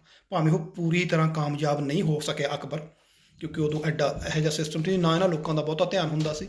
ਤਾਂ ਆਪਦੇ ਐਸ਼ ਅਸੀਂ 3000 ਤਾਂ ਉਹਨੇ ਖੁਦ ਵਿਆਹ ਕਰਾਏ ਹੋਏ, ਤੇ ਉਹ ਕੀ ਕਰਦਾ, 3000 ਰਾਣੀਆਂ ਸੀ ਅਕਬਰ ਦੇ। ਸੋ ਹਾਂਜੀ ਬਿਲਕੁਲ ਜਸਪ੍ਰੀਤ ਜੀ, ਸੱਚ ਜੇ ਸਾਹਮਣੇ ਆ ਜਾਂਦਾ ਫਿਰ ਲੋਕਾਂ ਨੂੰ ਪਤਾ ਨਾ ਲੱਗ ਜਾਂਦਾ ਵੀ ਸਭ ਤੋਂ ਵੱਡਾ ਸਤਿਗੁਰ ਨਾਨਕ ਜਿਨ ਕਲ ਰਾਖੀ ਮੇਰੀ, ਉਹ ਤਾਂ ਪਤਾ ਲੱਗਣ ਨਹੀਂ ਨਾ ਦੇਣਾ ਆਪਾਂ ਨੇ। ਸੋ ਗੁਰੂ ਨਾਨਕ ਪਾਤਸ਼ਾਹ ਇਹਨਾਂ ਕੁਰੀਤੀਆਂ ਦੇ ਵਿਰੁੱਧ ਹੋਏ। ਔਰਤ ਦੀ ਵੀ ਜੋ ਦੁਰਦਸ਼ਾ ਕੀਤੀ ਸੀ, ਬਾਲ ਵਿਆਹ, ਸਤੀ ਪ੍ਰਥਾ। ਹਾਂ, ਹੁਣ ਫਿਰ ਸਤੀ ਹੁੰਦੀਆਂ ਕਿਉਂ ਸੀ? ਹੁਣ ਇੱਥੇ ਮੈਂ ਛੋਟੀ ਜਿਹੀ, ਕਿਉਂਕਿ ਨਾ ਮੇਨ ਸਬਜੈਕਟ ਹੁਣ ਅੱਜ ਆਪਾਂ ਔਰਤ ਦਾ ਹੀ ਟੌਪਿਕ ਰੱਖ ਲਿਆ, ਤਾਂ ਇਸੇ ਨੂੰ ਰੱਖ ਲਈਏ। ਜੇ ਕੋਈ ਬੀਬੀ ਔਰਤ ਸਤੀ ਹੋਣ ਤੋਂ ਮਨਾ ਕਰ ਦਿੰਦੀ, ਯਾਰ ਮਰਨਾ ਜਾਂ ਅੱਗ ਲਾ ਕੇ ਅੱਗ 'ਚ ਸੜਨਾ ਕੋਈ ਉਹੀ ਗੱਲ ਹੈ। ਕਿਸੇ ਨੂੰ ਬੱਚਿਆਂ ਦਾ ਮੋਹ ਆ ਗਿਆ, ਕਿਸੇ ਨੂੰ ਪਿਆਰ ਆ ਗਿਆ, ਕਹਤਾ ਵੀ ਮੈਂ ਨਹੀਂ ਛੱਡਦੀ, ਫਿਰ ਉਹਦੇ ਲਈ ਜੂਨ ਕੀ ਸੀ? ਉਹਦਾ ਸਿਰ ਮੁੰਨ ਦਿਓ। ਉਹ ਵੀ ਐਂ ਨਹੀਂ ਕਿ ਅੱਜ ਕੱਲ੍ਹ ਵਾਲੇ ਮੁੰਨੇ ਹੋਏ ਸਿਰ ਨਾ ਯਾਰ ਦੇਖਿਓ ਕਿ ਪਾਰਲਰ 'ਤੇ ਜਾ ਕੇ ਕਰਾ ਲਿਆ ਘੈਂਟ ਜੇ ਵਾਲ। ਨਾ, ਘਰੇ ਕਾਰੜ ਬਾਰੜੇ ਐਂ ਬਸ ਸੁੱਟ ਦਿਓ। ਅੱਧੇ ਅੱਖਾਂ 'ਚ ਪੈਣ, ਅੱਧੇ ਕੰਨਾਂ 'ਚ ਪੈਣ। ਬਦਸੂਰਤ ਬਣਾਉਣ ਲਈ ਵਾਲ ਮੁੰਨੇ ਜਾਂਦੇ ਤੇ। ਕਦੇ ਉਹ ਨਹਾ ਧੋ ਨਹੀਂ ਸਕਦੀ ਸੀ। ਚਿੱਟੇ ਮੈਲੇ ਪੁਰਾਣੇ ਤੇ ਗੰਦੇ ਕੱਪੜੇ ਪਾਉਣੇ ਨੇ ਉਹਨੇ। ਕਦੇ ਹੱਸੂਗੀ ਨਹੀਂ, ਕਦੇ ਕਿਸੇ ਖੁਸ਼ੀ ਦੇ ਸਮਾਗਮ 'ਚ ਨਹੀਂ ਜਾਊ। ਮੈਂ ਆਪਣੀ ਗੱਲ ਦੱਸਦਾ ਨਾ, ਮੇਰੀ ਭੈਣ ਦਾ ਜਦੋਂ ਰਿਸ਼ਤਾ ਹੋਣ ਲੱਗਿਆ, ਮੇਰੀ ਸਿਸਟਰ ਦਾ, ਅਸੀਂ ਪਿੰਡ ਤੇ ਉਦੋਂ, ਤੇ ਉੱਥੇ ਸਾਰੇ ਸ਼ਗਨ ਹੋ ਰਹੇ। ਮੇਰੀ ਇੱਕ ਮਾਸੀ, ਜੋ ਕਿ ਸਾਡੇ ਪਿੰਡ 'ਚ ਮੇਰੀ ਕਜ਼ਨ ਮਾਸੀ ਹੈ, ਸਰਦਾਰ ਮੇਹਰ ਸਿੰਘ ਜੀ ਦੀ ਬੇਟੀ, ਮੇਰੇ ਨਾਲ ਮੁੰਡਾ ਉਹ ਫੇਸਬੁੱਕ 'ਤੇ ਵੀ ਹੈ ਮੇਰਾ, ਮਸੇਰ, 2 ਬੇਟੇ ਨੇ ਉਹਨਾਂ ਦੇ। ਉਹ ਮਾਸੀ ਦੂਜੇ ਕਮਰੇ 'ਚ ਬੈਠੀ ਰਹੀ ਤੇ ਸ਼ਗਨ ਪੈਂਦੇ ਰਹੇ ਅੰਦਰ। ਮੈਂ ਵੀ ਛੋਟਾ ਹੀ ਸੀ, ਬਹੁਤਾ ਸਿਆਣਾ ਹੈ ਨਹੀਂ ਤੀ, ਮਤਲਬ ਮੈਨੂੰ ਲੱਗਦਾ 10ਵੀਂ 'ਚ ਹੋਊਗਾ। ਅਤੇ ਉਦੋਂ ਜਦੋਂ ਮੈਂ ਉਹਦੇ ਕੋਲ ਗਿਆ, ਉਹਦੇ ਨਾਲ ਗੱਲ ਕੀਤੀ, ਮਾਸੀ ਮੈਂ ਤੂੰ ਇੱਧਰ ਕਾਹਤੋਂ ਬੈਠੀ ਹੈ? ਤੂੰ ਉੱਧਰ ਸ਼ਗਨ ਪੈ ਰਿਹਾ ਹੈ, ਉੱਧਰ ਕਾਹਤੋਂ ਨਹੀਂ ਜਾਂਦੀ? ਉਹ ਕਹਿੰਦੀ ਪੁੱਤ ਮੈਂ ਨਹੀਂ ਜਾ ਸਕਦੀ। ਮੈਂ ਕਿਉਂ? ਕਹਿੰਦੀ ਤੈਨੂੰ ਪਤਾ ਹੈ ਵੀ ਤੇਰੇ ਮਾਸੜ ਦੀ ਡੈਥ ਹੋਈ ਹੈ, ਵੀ ਮੈਂ ਵਿਧਵਾ ਨਹੀਂ ਸਾਹਮਣੇ ਜਾਂਦੀ ਹੁੰਦੀ। ਮੈਂ ਕਿਹਾ ਮਾਸੀ ਜਿਹੜਾ ਮੇਰਾ ਮਾਮਾ ਸ਼ਗਨ ਕਰ ਰਿਹਾ, ਵਿਧਵਾ ਤਾਂ ਉਹ ਵੀ ਹੈ, ਮੇਰੀ ਮਾਮੀ ਕਿਹੜਾ ਹੈਗੀ ਹੈ। ਕਿਉਂਕਿ ਘਰ 'ਚ ਫਿਰ ਵੀ ਇਹ ਸਿੱਖਿਆ ਮਿਲੀ ਹੋਈ ਸੀ, ਸੁਣਿਆ ਸੀ, ਪੜ੍ਹਿਆ ਸੀ, ਜਿੰਨੀ ਕੁ ਸਮਝ ਸੀ। ਮੈਂ ਕਿਹਾ ਵੀ ਮਾਸੜ ਵੀ ਤਾਂ ਮੇਰਾ, ਮਾਮੀ ਵੀ ਤਾਂ ਮੇਰੀ ਹੈ ਨਹੀਂ। ਕਹਿੰਦੀ ਬੰਦੇ ਤਾਂ ਜਾ ਸਕਦੇ ਨੇ। ਮਤਲਬ ਬੰਦਿਆਂ ਲਈ ਸਾਰੀ ਆਜ਼ਾਦੀ ਹੈ, ਔਰਤਾਂ ਲਈ ਨਹੀਂ। ਮੈਂ ਜਿੱਦ ਵੀ ਕੀਤੀ ਤੇ ਮੈਨੂੰ ਲੱਗਦਾ ਉਹ ਆਏ ਵੀ ਸੀ। ਪਰ ਇਹ ਆਪਦੇ ਬੱਚਿਆਂ ਦੇ ਵਿਆਹ ਵੀ, ਜੇ ਕੋਈ ਔਰਤ ਵਿਧਵਾ ਤਾਂ ਪਾਣੀ ਨਹੀਂ ਵਾਰ ਸਕਦੀ ਵਿਆਹ ਕੇ ਆਏ ਤੋਂ, ਉਹਦਾ ਹੋਰ ਕੋਈ ਸੁਹਾਗਣ ਵਾਰੂਗੀ। ਸੁਹਾਗ ਇਹੋ ਜਿਹੀ ਚੀਜ਼ ਬਣਾ ਰੱਖੀ ਤੀ, ਮਾਂ ਦਾ ਕੋਈ ਵੈਲਿਊ ਖਤਮ ਸੀ, ਉਹ ਤਾਂ ਕੋਈ ਹੈ ਹੀ ਨਹੀਂ ਸੀ। ਸੋ ਮੇਰਾ ਕਹਿਣ ਦਾ ਭਾਵ ਹੈ, ਔਰਤ ਨੂੰ ਜ਼ਲੀਲ ਕਰਨ ਲਈ ਉਹਦਾ ਜ਼ਿੰਦਗੀ 'ਚੋਂ ਖੁਸ਼ੀਆਂ ਖੋਲੀਆਂ, ਖੇੜੇ ਖੇਲੇ, ਕਿਸੇ ਸਮਾਗਮ 'ਚ ਨਹੀਂ ਹੋ ਜਾ ਸਕਦੀ, ਕਦੇ ਹੱਸ ਨਹੀਂ ਸਕਦੀ। ਜੇ ਹੱਸਦੀ ਦੇਖ ਲਈ ਬਦ ਚਾਲਣ, ਇਹ ਤਾਂ ਬਦ ਚਾਲਣ ਹੈ, ਇਹ ਤਾਂ ਹੱਸਦੀ ਹੈ, ਇਹਨੂੰ ਤਾਂ ਸ਼ਰਮ ਹੀ ਨਹੀਂ, ਇਹਨੂੰ ਤਾਂ ਡਰੇ ਨਹੀਂ, ਇਹਦੇ ਤਾਂ ਅੰਦਰ ਆਪਦੇ ਪਤੀ ਦਾ ਗਮ ਹੀ ਨਹੀਂ, ਇਹ ਹੱਸ ਪਈ। ਘਰ ਦੇ ਸਾਰੇ ਔਖੇ ਤੇ ਭਾਰੇ ਕੰਮ ਉਹ ਕਰੂਗੀ, ਤੇ ਕਰੂਗੀ ਉਦੋਂ ਜਦੋਂ ਬੰਦਾ ਨਹੀਂ ਕੋਈ ਘਰੇ ਹੋਊਗਾ, ਸਾਰੇ ਖੇਤਾਂ ਨੂੰ ਜਾਂ ਕੰਮਾਂ ਕਾਰਾਂ ਨੂੰ ਗਏ ਹੋਣਗੇ। ਜਦੋਂ ਬੰਦੇ ਆ ਜਾਣਗੇ ਤਾਂ ਇੱਕ ਕਮਰੇ 'ਚ, ਹਨੇਰੇ ਕਮਰੇ 'ਚ, ਉਦੋਂ ਕਿਹੜਾ ਲਾਈਟਾਂ ਹੁੰਦੀਆਂ ਸੀ, ਹਨੇਰੇ ਕਮਰੇ ਦੇ ਵਿੱਚ ਆਪਣੇ ਆਪ ਨੂੰ ਬੰਦ ਕਰਕੇ ਰੱਖੂਗੀ। ਇਹੋ ਜਿਹੀ ਭਿਆਨਕ ਤਸਵੀਰ ਵਿਧਵਾ ਦੀ ਉਹਨਾਂ ਨੇ ਖੜੀ ਕਰਤੀ। ਫਿਰ ਔਰਤ ਇਹ ਸੋਚਦੀ ਸੀ, ਇਹੋ ਜਿਹੇ ਰੋਜ਼ ਮਰਨ ਨਾਲੋਂ ਤਾਂ ਇੱਕੋ ਦਿਨ ਅੱਗ 'ਚ ਮਰ ਜਾਈਏ ਵਧੀਆ ਹੈ, ਆਹ ਜ਼ਿੰਦਗੀ ਜੀਣ ਨਾਲੋਂ ਤਾਂ। ਤੇ ਉਹ ਮਰਦੀਆਂ ਸੀ, ਅੱਗ 'ਚ ਸੜ ਕੇ ਮਰਦੀਆਂ ਨਹੀਂ ਤੀ, ਕਤਲ ਸੀ ਇਹ, ਉਹਨਾਂ ਨੂੰ ਕਤਲ ਕਰਿਆ ਜਾਂਦਾ ਤੇ। ਐਡਾ ਜ਼ੁਲਮ। ਤੇ ਗੁਰੂ ਅਮਰਦਾਸ ਸਾਹਿਬ ਨੇ ਵਿਧਵਾ ਵਿਆਹ ਦੁਬਾਰੇ ਪ੍ਰਚਲਿਤ ਕਰੇ ਤੇ ਉਹ ਕਹਿੰਦੇ ਵਿਧਵਾ ਦਾ ਵਿਆਹ ਕਿਉਂ ਨਹੀਂ ਹੋ ਸਕਦਾ? ਇਹੋ ਜਿਹੀਆਂ ਜੋੜੀਆਂ ਲੱਭੋ, ਜੇ ਕਿਸੇ ਦੀ ਪਤਨੀ ਨਹੀਂ ਤੇ ਜਿਹਦਾ ਪਤੀ ਨਹੀਂ, ਉਹ ਯਾਰ ਉਹ ਬਜ਼ੁਰਗ ਬੰਦਾ ਜਿਹੜਾ 75 ਸਾਲ ਦਾ, ਕਮਾਲ ਦੀ ਗੱਲ, ਕ੍ਰਾਂਤੀਕਾਰੀ ਸੋਚ ਲਈ ਬੈਠਾ ਸੀ। ਲੋਕ ਕਹਿੰਦੇ ਨੇ ਬੁੜੇ ਤਾਂ ਜੀ ਜਿਹੜੇ ਹੁੰਦੇ ਨੇ ਉਹ ਤਾਂ ਸੋਚ ਉਹਨਾਂ ਦੀ ਬਾਹਲੀ ਪਿੱਛੇ ਹੁੰਦੀ ਹੈ, ਪਰ ਕਮਾਲ ਹੈ ਸਾਡੇ ਵਾਲੇ ਬਾਬਿਆਂ ਦੀ, ਕਿੱਥੇ ਦੀ ਸੋਚਦੇ ਤੇ। ਜਿਹੜਾ ਬੰਦਾ ਸਾਰੀ ਉਮਰ ਪਹਿਲਾਂ ਕਿਹੜੇ ਪਖੰਡਾਂ 'ਚ ਪਿਆ ਰਿਹਾ ਤੇ ਐਂਡ ਤੇ ਆ ਕੇ ਉਹ ਕ੍ਰਾਂਤੀਕਾਰੀ ਬਣ ਗਿਆ। ਕੋਈ ਔਰਤ ਘੁੰਡ ਕੱਢ ਕੇ ਆ ਗਈ ਦਰਬਾਰ 'ਚ, ਕਿਉਂਕਿ ਪਰਦਾ ਪ੍ਰਥਾ, ਘੁੰਡ ਇਸਲਾਮ ਦੇ ਵਿੱਚ ਪਰਦਾ ਪੂਰਾ ਬੁਰਕਾ ਹੈ, ਤੇ ਸਾਡੇ ਵਾਲੀਆਂ ਨੂੰ, ਔਰਤਾਂ ਨੂੰ ਘੁੰਡ ਕੱਢਣ ਦਾ ਹੁਕਮ ਸੀ। ਪਿੱਛੇ ਜੇ ਮੈਂ ਉਹੀ ਦੱਸ ਰਿਹਾ, ਜਦੋਂ ਆਪਾਂ ਛੋਟੇ ਸੀ, ਜਦੋਂ ਆਨੰਦ ਕਾਰਜ ਵੀ ਕਰਾਉਣੇ ਨੇ ਤਾਂ ਪੂਰਾ ਮੂੰਹ ਸਿਰ ਲਪੇਟਿਆ ਹੁੰਦਾ ਸੀ ਕੁੜੀਆਂ ਦਾ, ਨੰਗੇ ਮੂੰਹ ਆਨੰਦ ਕਾਰਜ ਨਹੀਂ ਹੁੰਦੇ। ਤੇ ਆਪਣੀਆਂ ਮਾਵਾਂ ਨੂੰ ਪੁੱਛ ਕੇ ਦੇਖ ਲਿਓ ਸਾਰੇ ਵੀ ਆਨੰਦ ਕਾਰਜ ਕਿਵੇਂ ਹੋਏ ਨੇ। ਮੂੰਹ ਸਿਰ ਲਪੇਟ ਕੇ, ਸ਼ਕਲ ਨਹੀਂ ਦਿਖਦੀ ਤੀ, ਹੈ ਅੱਖ ਚੱਖ ਪਾ ਕੇ ਤੁਰ ਲੂ, ਸ਼ਰਮ, ਬੇਸ਼ਰਮ। ਔਰਤ ਹੀ ਔਰਤ ਦਾ ਦੁਸ਼ਮਣ, ਕਿਉਂਕਿ ਉਹਨਾਂ ਦੀ ਮਾਨਸਿਕ ਪੱਧਰ ਵਿਚਾਰਿਆਂ ਦਾ ਇਹ ਬਣਾਤਾ ਸੀ, ਤੇ ਉਹਨਾਂ ਨੂੰ ਗੁਲਾਮ ਬਣਾਇਆ ਗਿਆ। ਤੇ ਵਿਧਵਾ ਵਿਆਹ ਇਹ ਕੋਈ ਛੋਟੀ ਜਿਹੀ ਗੱਲ ਨਹੀਂ, ਅੱਜ ਤਾਂ ਆਮ ਹੈ ਨਾ ਇਹ ਗੱਲ, ਪਰ ਗੁਰੂ ਪਾਤਸ਼ਾਹ ਨੇ ਸ਼ੁਰੂਆਤ ਕੀਤੀ। ਸੋ ਔਰਤ ਨੂੰ ਜਿਹੜਾ ਜ਼ਲੀਲ ਕੀਤਾ, ਜਿਹੜਾ ਔਰਤ ਨੂੰ ਗੁਲਾਮ ਬਣਾਇਆ, ਔਰਤ ਦੀਆਂ ਪਾਬੰਦੀਆਂ ਲਾਈਆਂ, ਉਹ ਮੇਰੇ ਗੁਰੂ ਬਾਬੇ ਨੇ ਤੋੜ ਕੇ ਰੱਖਤੀਆਂ ਵੀ ਨਾ। ਤੇ ਫਿਰ ਸੱਚ ਜਾਣਿਓ, ਔਰਤ ਨੇ ਵੀ ਪਿੱਠ ਨਹੀਂ ਫਿਰ ਦਿਖਾਈ। ਕਿਤੇ ਇਹ ਸੋਚੋ ਜੇ ਗੁਰੂ ਨਾਨਕ ਪਾਤਸ਼ਾਹ ਨੇ ਕੀਤਾ, ਅੱਜ ਮੈਂ ਵੀ ਫੇਰ ਗੱਲ ਕਰ ਰਿਹਾ, ਅੱਜ ਭਾਵੇਂ ਠੀਕ ਹੈ, ਅੱਜ ਥੋੜਾ ਜਿਹਾ ਬਾਬੇ ਤੋਂ ਦੂਰ ਭੱਗ ਗਈ, ਪਰ ਬਹੁਤੀ ਦੂਰ ਨਹੀਂ ਗਈ। ਜਿੱਦਣ ਬਾਜ਼ ਪੈ ਗਈ ਉਦੋਂ ਹੀ ਮੁੜ ਆਊ। ਉਦੋਂ ਵੀ ਜਦੋਂ ਮਹਾਰਾਜ ਨੇ ਉਹਨਾਂ ਨੂੰ ਧੀਆਂ ਬਣਾਇਆ ਨਾ, ਫਿਰ ਉਹ ਸ਼ੇਰਨੀਆਂ ਨੇ ਖੰਡੇ ਵੀ ਚੱਕੇ, ਤੇਗਾਂ ਵੀ ਬਾਹੀਆਂ। ਸਿੱਖ ਰਾਜ ਦੀ ਨਾਇਕਾਂ ਨੂੰ ਕੌਣ ਨਹੀਂ ਜਾਣਦਾ? ਮਹਾਰਾਣੀ ਸਦਾ ਕੌਰ। ਮਹਾਰਾਜਾ ਰਣਜੀਤ ਸਿੰਘ ਨੇ ਜੇ ਐਡਾ ਵੱਡਾ ਰਾਜ ਕਾਇਮ ਕੀਤਾ ਨਾ, ਉਹਦੀ ਸੱਸ ਮਹਾਰਾਣੀ ਸਦਾ ਕੌਰ ਦੇ ਸਿਰ ਤੇ ਕੀਤਾ। ਸਭ ਤੋਂ ਵੱਡੀ ਮਿਸਲ ਦੀ ਮਾਲਕਣ ਤੀ, ਸਭ ਤੋਂ ਤਾਕਤਵਰ ਮਿਸਲ ਸੀ। ਉਹ ਜਿੱਤਾਂ 'ਚ ਮੂਹਰੇ ਹੋ ਕੇ ਡਾਂਗ ਲੈ ਕੇ, ਤਲਵਾਰ ਲੈ ਕੇ ਫਿਰਦੀ ਰਹੀ ਹੈ। ਰਣਜੀਤ ਸਿੰਘ ਤਾਂ ਪਿੱਛੇ ਹੁੰਦਾ ਸੀ, ਕਿਉਂਕਿ ਜਵਾਕ ਸੀ ਇਹ। ਉਹਨੇ ਜਿੱਤੀਆਂ ਨੇ ਬਹੁਤੀਆਂ ਜਿੱਤਾਂ, ਇੰਨੇ ਪੈਰਾਂ ਤੇ ਇਹ ਖੜਾ ਹੋ ਗਿਆ। ਬੀਬੀ ਹਰਸ਼ਰਨ ਕੌਰ, ਕੌਣ ਨਹੀਂ ਜਾਣਦਾ, ਜਿਹੜੀ ਨਲਵੇ ਸਰਦਾਰ ਨੂੰ ਲੈ ਕੇ ਆਈ ਸੀ। ਬੀਬੀ ਭਾਗ ਕੌਰ, ਚਵਿੰਡੇ ਦੀਆਂ ਸਿੰਘਣੀਆਂ, ਮੀਰ ਮੰਨੂ ਦੀ ਜੇਲ੍ਹ, ਜਿੱਥੇ ਸਵਾ ਸਵਾ ਮਣ ਪੀਸਣੇ ਪੀਤੇ ਤੇ ਬੱਚਿਆਂ ਦੇ ਟੋਟੇ ਕਰਵਾ ਕੇ ਝੋਲੀਆਂ 'ਚ ਪਵਾ ਲਏ, ਪਰ ਗੁਰੂ ਨਾਨਕ ਤੋਂ ਮੂੰਹ ਨਹੀਂ ਮੋੜਿਆ। ਇਸ ਲਈ ਕਿਉਂਕਿ ਗੁਰੂ ਨਾਨਕ ਨੇ ਪਿਆਰੇ ਇੰਨਾ ਦੇਤਾ ਤੀ, ਬਰਾਬਰਤਾ ਇੰਨੀ ਦਿੱਤੀ, ਬਖਸ਼ਿਸ਼ ਇੰਨੀ ਕੀਤੀ, ਧੀਆਂ ਬਣਾਇਆ, ਬੇਟੀਆਂ ਬਣਾਇਆ, ਪੁੱਤਰੀਆਂ ਬਣਾਇਆ, ਭੈਣਾਂ ਬਣਾਇਆ, ਮਾਤਾਵਾਂ ਬਣਾਇਆ। ਸੋ ਗੱਲ ਕਰ ਰਹੇ ਸੀ ਕਿ ਔਰਤ ਨੂੰ ਬਹੁਤ ਤਸ਼ੱਦਦ ਦਾ ਸਾਹਮਣਾ ਕਰਨਾ ਪੈਂਦਾ ਸੀ, ਜਿਹੜਾ ਗੁਰੂ ਨਾਨਕ ਪਾਤਸ਼ਾਹ ਨੇ ਇੱਕੋ ਝਟਕੇ 'ਚ ਮਾਰਿਆ ਭਗਾ ਕੇ ਵੀ ਨਾ, ਮੈਂ ਨਹੀਂ ਮੰਨਦਾ ਤੁਹਾਡੇ ਇਸ ਰੂਲ ਨੂੰ। ਜਾਤ ਪਾਤ ਦਾ ਕੋੜ ਕਾਟਾ ਮਾਰਤਾ। ਕਿਹੜੀ ਜਾਤ ਪਾਤ? ਨੀਚਾਂ ਅੰਦਰ ਨੀਚ ਜਾਤ, ਨੀਚੀ ਹੂੰ ਅਤ ਨੀਚ, ਨਾਨਕ ਤਿਨ ਕੈ ਸੰਗ ਸਾਥ, ਵੱਡਿਆਂ ਸਿਉ ਕਿਆ ਰੀਸ, ਜਿੱਥੈ ਨੀਚ ਸੰਭਾਲੀਅਣ ਤਿੱਥੈ ਨਦਰ ਤੇਰੀ ਬਖਸ਼ੀਸ਼। ਹਾਂਜੀ, ਅੰਗਰੇਜ਼ ਸਿੰਘ ਜੀ ਨੇ ਸਵਾਲ ਕੀਤਾ ਹੈ ਕਿ ਫਿਰ ਉਸਨੇ ਸਦਾ ਕੌਰ ਨੂੰ ਜੇਲ੍ਹ ਕਿਉਂ ਕੀਤੀ? ਵੀਰੇ ਇਹੀ ਮੈਂ ਦੱਸ ਰਿਹਾ ਕਿ ਉਹ ਬਾਦਸ਼ਾਹ ਸੀ, ਉਹਨੇ ਆਪਦਾ ਰਾਜ ਕਾਇਮ ਕਰਨ ਦੇ ਲਈ, ਆਪਾਂ ਅੱਗੇ ਕਰਾਂਗੇ, ਅੱਜ ਮੈਂ ਵਿਸ਼ਾ ਚੱਲ ਰਿਹਾ ਪਰ ਥੋੜਾ ਸੰਖੇਪ 'ਚ ਦਿੰਦਾ। ਇਹ ਉਸ ਨੇ, ਇਹ ਕਹਿ ਲਓ ਵੀ ਮਹਾਰਾਣੀ ਸਦਾ ਕੌਰ ਨੂੰ ਜਿਹੜਾ ਕੈਦ ਕੀਤਾ ਆਪਦੇ ਰਾਜ ਨੂੰ ਵੱਡਾ ਕਰਨ ਦੇ ਲਈ, ਉਹਨੇ ਧੋਖਾ ਕੀਤਾ ਸੀ ਸਦਾ ਕੌਰ ਦੇ ਨਾਲ। ਇਹ 'ਚ ਕੋਈ ਦੋ ਰਾਵਾਂ ਨਹੀਂ। ਤੇ ਉਹਨੇ ਇੱਕ ਨਹੀਂ, ਸਾਰੀਆਂ ਮਿਸਲਾਂ ਨੂੰ ਖਤਮ ਕੀਤਾ, ਸਾਰੀਆਂ ਮਿਸਲਾਂ ਨੂੰ ਇਹ ਖਤਮ ਕਰਕੇ ਉਹਨੇ ਇੱਕ ਵੱਡਾ ਰਾਜ ਕਾਇਮ ਕੀਤਾ ਸੀ। ਆਪਾਂ ਅੱਗੇ ਜਾ ਕੇ ਸਾਂਝ ਕਰਾਂਗੇ। ਸੋ ਕਹਿਣ ਦਾ ਮੇਰਾ ਭਾਵ ਹੈ ਕਿ ਔਰਤ ਨੂੰ ਗੁਰੂ ਪਾਤਸ਼ਾਹ ਨੇ ਬਰਾਬਰਤਾ ਦਾ ਦਰਜਾ ਦਿੱਤਾ, ਮਰਦ ਦੇ ਮੋਢੇ ਨਾਲ ਮੋਢਾ। ਦੇਸ਼ਾਂ ਵਿਦੇਸ਼ਾਂ ਦੇ ਵਿੱਚ ਅਸੀਂ ਸੁਣਦੇ ਹਾਂ ਔਰਤ ਬਰਾਬਰ ਹੈ, ਸਾਡੇ ਦੇਸ਼ 'ਚ ਵੀ ਹੌਲੀ ਹੌਲੀ ਬਰਾਬਰ ਆ ਰਹੀ ਹੈ। ਇਹ ਇੱਕੋ ਦਿਨ 'ਚ ਨਹੀਂ ਮੁੱਢ ਬੰਨਿਆ ਗਿਆ। ਅੱਜ ਵੀ ਜੇ ਲੋਕਾਂ ਨੂੰ ਦੱਸੀਏ ਕਿ ਅਸੀਂ ਕਿਹੜੀ ਯਾਰ, ਅਸੀਂ ਤਾਂ ਕੁਛ ਕਰ ਨਹੀਂ ਸਕੇ। ਅੱਜ ਦੁਨੀਆ ਨੇ ਦੱਸਿਆ, ਅਸੀਂ ਮਹਾਰਾਜਾ ਰਣਜੀਤ ਸਿੰਘ ਬਾਰੇ ਲੋਕਾਂ ਨੂੰ ਦੱਸ ਸਕੇ, ਪਰ ਅਮਰੀਕਾ ਦੇ ਵੱਡੇ ਵੱਡੇ ਮੈਗਜ਼ੀਨਾਂ ਨੇ ਦੱਸਤਾ ਕਿ 500 ਸਾਲਾਂ ਦੇ ਇਤਿਹਾਸ ਦੇ ਵਿੱਚ ਜੇ ਸਭ ਤੋਂ ਸਫਲ ਸ਼ਾਸਕ ਕੋਈ ਪੈਦਾ ਹੋਇਆ ਉਹ ਮਹਾਰਾਜਾ ਰਣਜੀਤ ਸਿੰਘ ਹੈ। ਆਸਟ੍ਰੇਲੀਆ ਦੇ ਮੈਗਜ਼ੀਨ, ਜਾਣੀ ਕਿ ਦੁਨੀਆ ਦੇ ਵਿਦਵਾਨਾਂ ਨੇ ਮੰਨੇ ਕਿ ਦੁਨੀਆ ਦਾ ਸਭ ਤੋਂ ਤਾਕਤਵਰ ਜੇ ਕੋਈ ਜਰਨੈਲ ਹੋਇਆ, ਸਫਲ ਜਰਨੈਲ, ਉਹ ਹਰੀ ਸਿੰਘ ਨਲਵਾ ਹੈ। ਅਸੀਂ ਤਾਂ, ਸਾਡੇ ਦੇਸ਼ 'ਚ ਤਾਂ ਪਤਾ ਵੀ ਨਹੀਂ, ਅਸੀਂ ਤਾਂ ਨਾ ਉਹਨਾਂ ਵਿਦਵਾਨਾਂ 'ਚ ਸ਼ਾਮਲ ਤੇ।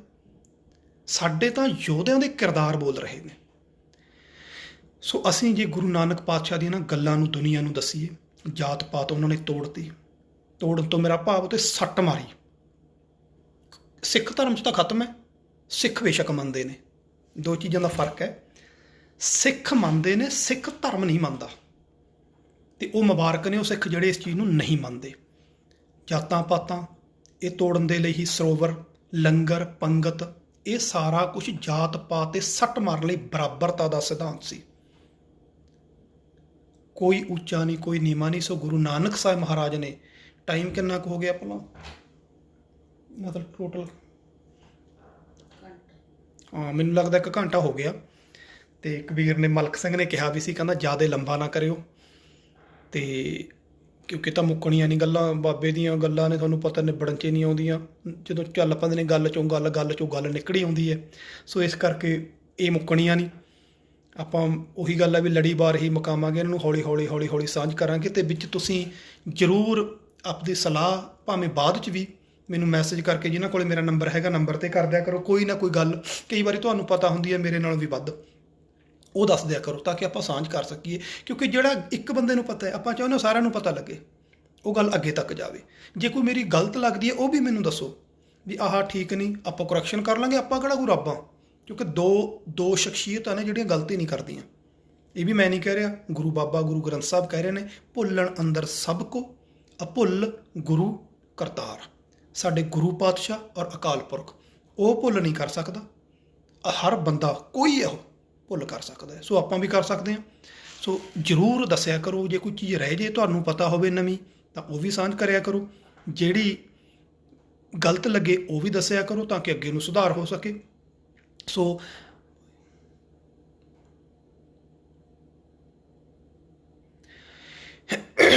ਹਾਂਜੀ, ਆਪਾਂ ਤੁਹਾਨੂੰ ਦੱਸਿਆ ਵੀ ਹੌਲੀ ਹੌਲੀ ਕੋਸ਼ਿਸ਼ ਕਰਾਂਗੇ ਉਹਨਾਂ ਚੀਜ਼ਾਂ ਬਾਰੇ ਵੀ।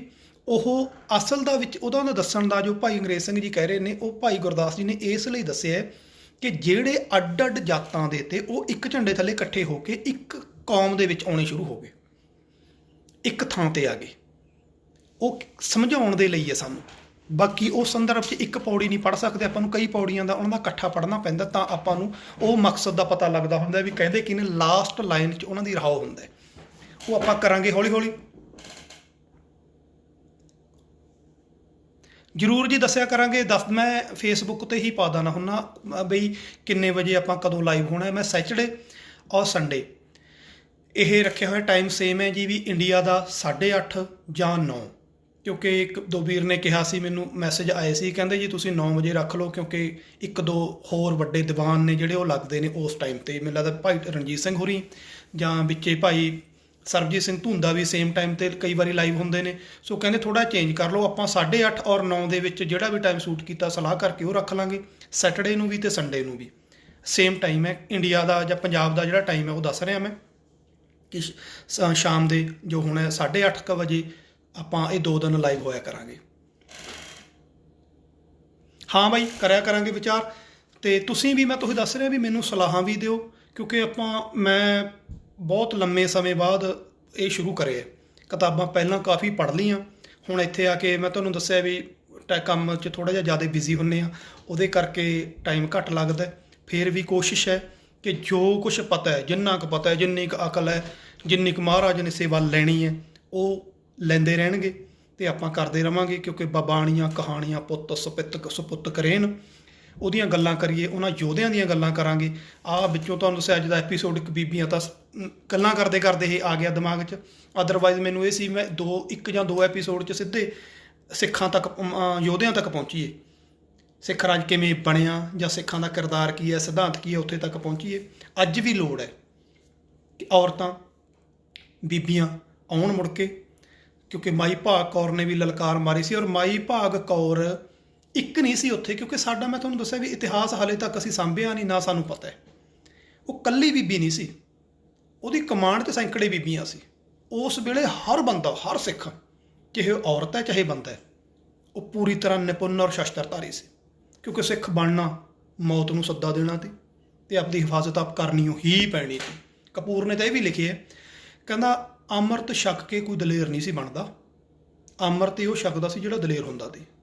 ਜਿਹੜਾ ਤਲੀ 'ਤੇ ਰੱਖੀ ਫਿਰਦਾ ਤੇ ਨਾ ਵੀ ਮੈਂ ਤਾਂ ਮਰਨਾ ਹੀ ਹੈ, ਉਹੀ ਜਾਂਦਾ ਸੀ ਦਸ਼ਮੇਸ਼ ਪਿਤਾ ਕੋਲੇ। ਨਾਨਕ ਦੇ ਦਰ 'ਤੇ ਵੀ ਉਹੀ ਆਉਂਦਾ ਸੀ। ਅਤੇ ਗੁਰੂ ਨਾਨਕ ਪਾਤਸ਼ਾਹ ਇਹ ਨਹੀਂ ਕਿ ਗੋਕਲ ਚੰਦ ਨਾਰੰਗ ਲਿਖਦਾ ਹੈ ਇਤਿਹਾਸਕਾਰ, ਕਿ ਜਿਹੜੀ ਕਿਰਪਾਨ ਨੇ ਗੁਰੂ ਗੋਬਿੰਦ ਸਿੰਘ ਜੀ ਦੀ ਜਿਹੜੀ ਕਿਰਪਾਨ ਨੇ ਜੰਗਾਂ ਜਿੱਤੀਆਂ ਜਾਂ ਖਾਲਸਾ ਸਾਜਿਆ, ਇਹਦਾ ਫੌਲਾਦ, ਇਹਦਾ ਲੋਹਾ ਗੁਰੂ ਨਾਨਕ ਪਾਤਸ਼ਾਹ ਢਾਲ ਕੇ ਦੇ ਕੇ ਗਏ ਸੀ। ਉਹ ਢਾਲ ਕੇ ਦੇ ਕੇ ਗਏ ਸੀ, ਇਹ ਇੱਕ ਦਿਨ 'ਚ ਨਹੀਂ ਹੋਇਆ। ਸੋ ਗੁਰੂ ਨਾਨਕ ਸਾਹਿਬ ਦੀ ਪਲਾਨਿੰਗ ਸੀ, ਉਹ ਕੀ ਨਹੀਂ ਕਰ ਸਕਦੇ ਤੇ ਤਲਵਾਰ ਉਹ ਵੀ ਚੱਕ ਸਕਦੇ ਤੇ, ਪਰ ਪਤਾ ਸੀ ਵੀ ਹਾਲੇ ਜੇ ਚੱਕ ਲਈ ਤਾਂ ਇਹ ਸਿਸਟਮ ਇੱਥੇ ਹੀ ਖਤਮ ਹੋ ਜੂ, ਇਹ ਸਿਸਟਮ ਇੱਥੇ ਹੀ ਖਤਮ ਹੋ ਜੂ। ਠੀਕ ਹੈ ਜੀ ਮਹਿਕ ਜੀ, ਕੋਸ਼ਿਸ਼ ਕਰ ਰਹੇ ਹਾਂ, ਵਾਹਿਗੁਰੂ ਸੇਵਾ ਲੈਂਦਾ ਰਹੇ, ਵੀ ਸਿਸਟਮ ਖਤਮ ਹੋ ਜਾਏ। ਇਸ ਲਈ ਉਹਨੇ 239 ਸਾਲ ਸਾਨੂੰ ਜਗਾਉਣ 'ਤੇ ਲਾਏ ਨੇ। ਇੱਕੋ ਦਿਨ 'ਚ ਨਹੀਂ ਡੰਗ ਫੜਾਤੀ ਵੀ ਚਲੋ ਮਰ ਜਾਓ। ਇਹ ਆਪਾਂ ਅੱਗੇ ਸਾਂਝ ਕਰਾਂਗੇ। ਜਿਹੜੇ ਯੋਧੇ ਸਿੱਖ ਤੁਹਾਨੂੰ ਮਿਲਣਗੇ ਸਮੇਤ 5 ਪਿਆਰਿਆਂ ਦੇ, ਉਹ ਖਾਨਦਾਨ ਚੱਲਿਆ ਆ ਰਿਹਾ ਸੀ ਸਿੱਖੀ ਦਾ ਉਹਨਾਂ ਦਾ। ਇੱਕੋ ਦਿਨ 'ਚ ਨਹੀਂ ਖੜੇ ਹੋ ਗਏ ਤੇ ਵੀ ਅੱਜ ਇਹ ਗੱਲ ਸੁਣੀ ਗੁਰੂ ਜੀ ਨੇ ਸਿਰ ਮੰਗਿਆ ਤੇ ਲਓ ਜੀ ਹਾਜ਼ਰ ਹੈ। ਉਹ ਤਾਂ ਖਾਨਦਾਨੀ ਤਿਆਰ ਹੋਏ ਤੇ ਤੀਜੀ ਚੌਥੀ ਪੀੜ੍ਹੀ 'ਤੇ ਪਹੁੰਚ ਗਈ ਸੀ ਸਿੱਖੀ ਉਹਨਾਂ ਦੇ ਪਰਿਵਾਰ 'ਚ। ਭਰੋਸਾ ਹੋ ਚੁੱਕਿਆ ਸੀ ਗੁਰੂ 'ਤੇ ਵੀ ਗੁਰੂ ਹੈ ਜਿਹੜਾ ਉਹ ਕੀ ਹੈ, ਉਹਦਾ ਮਤਲਬ ਕੀ ਹੈ।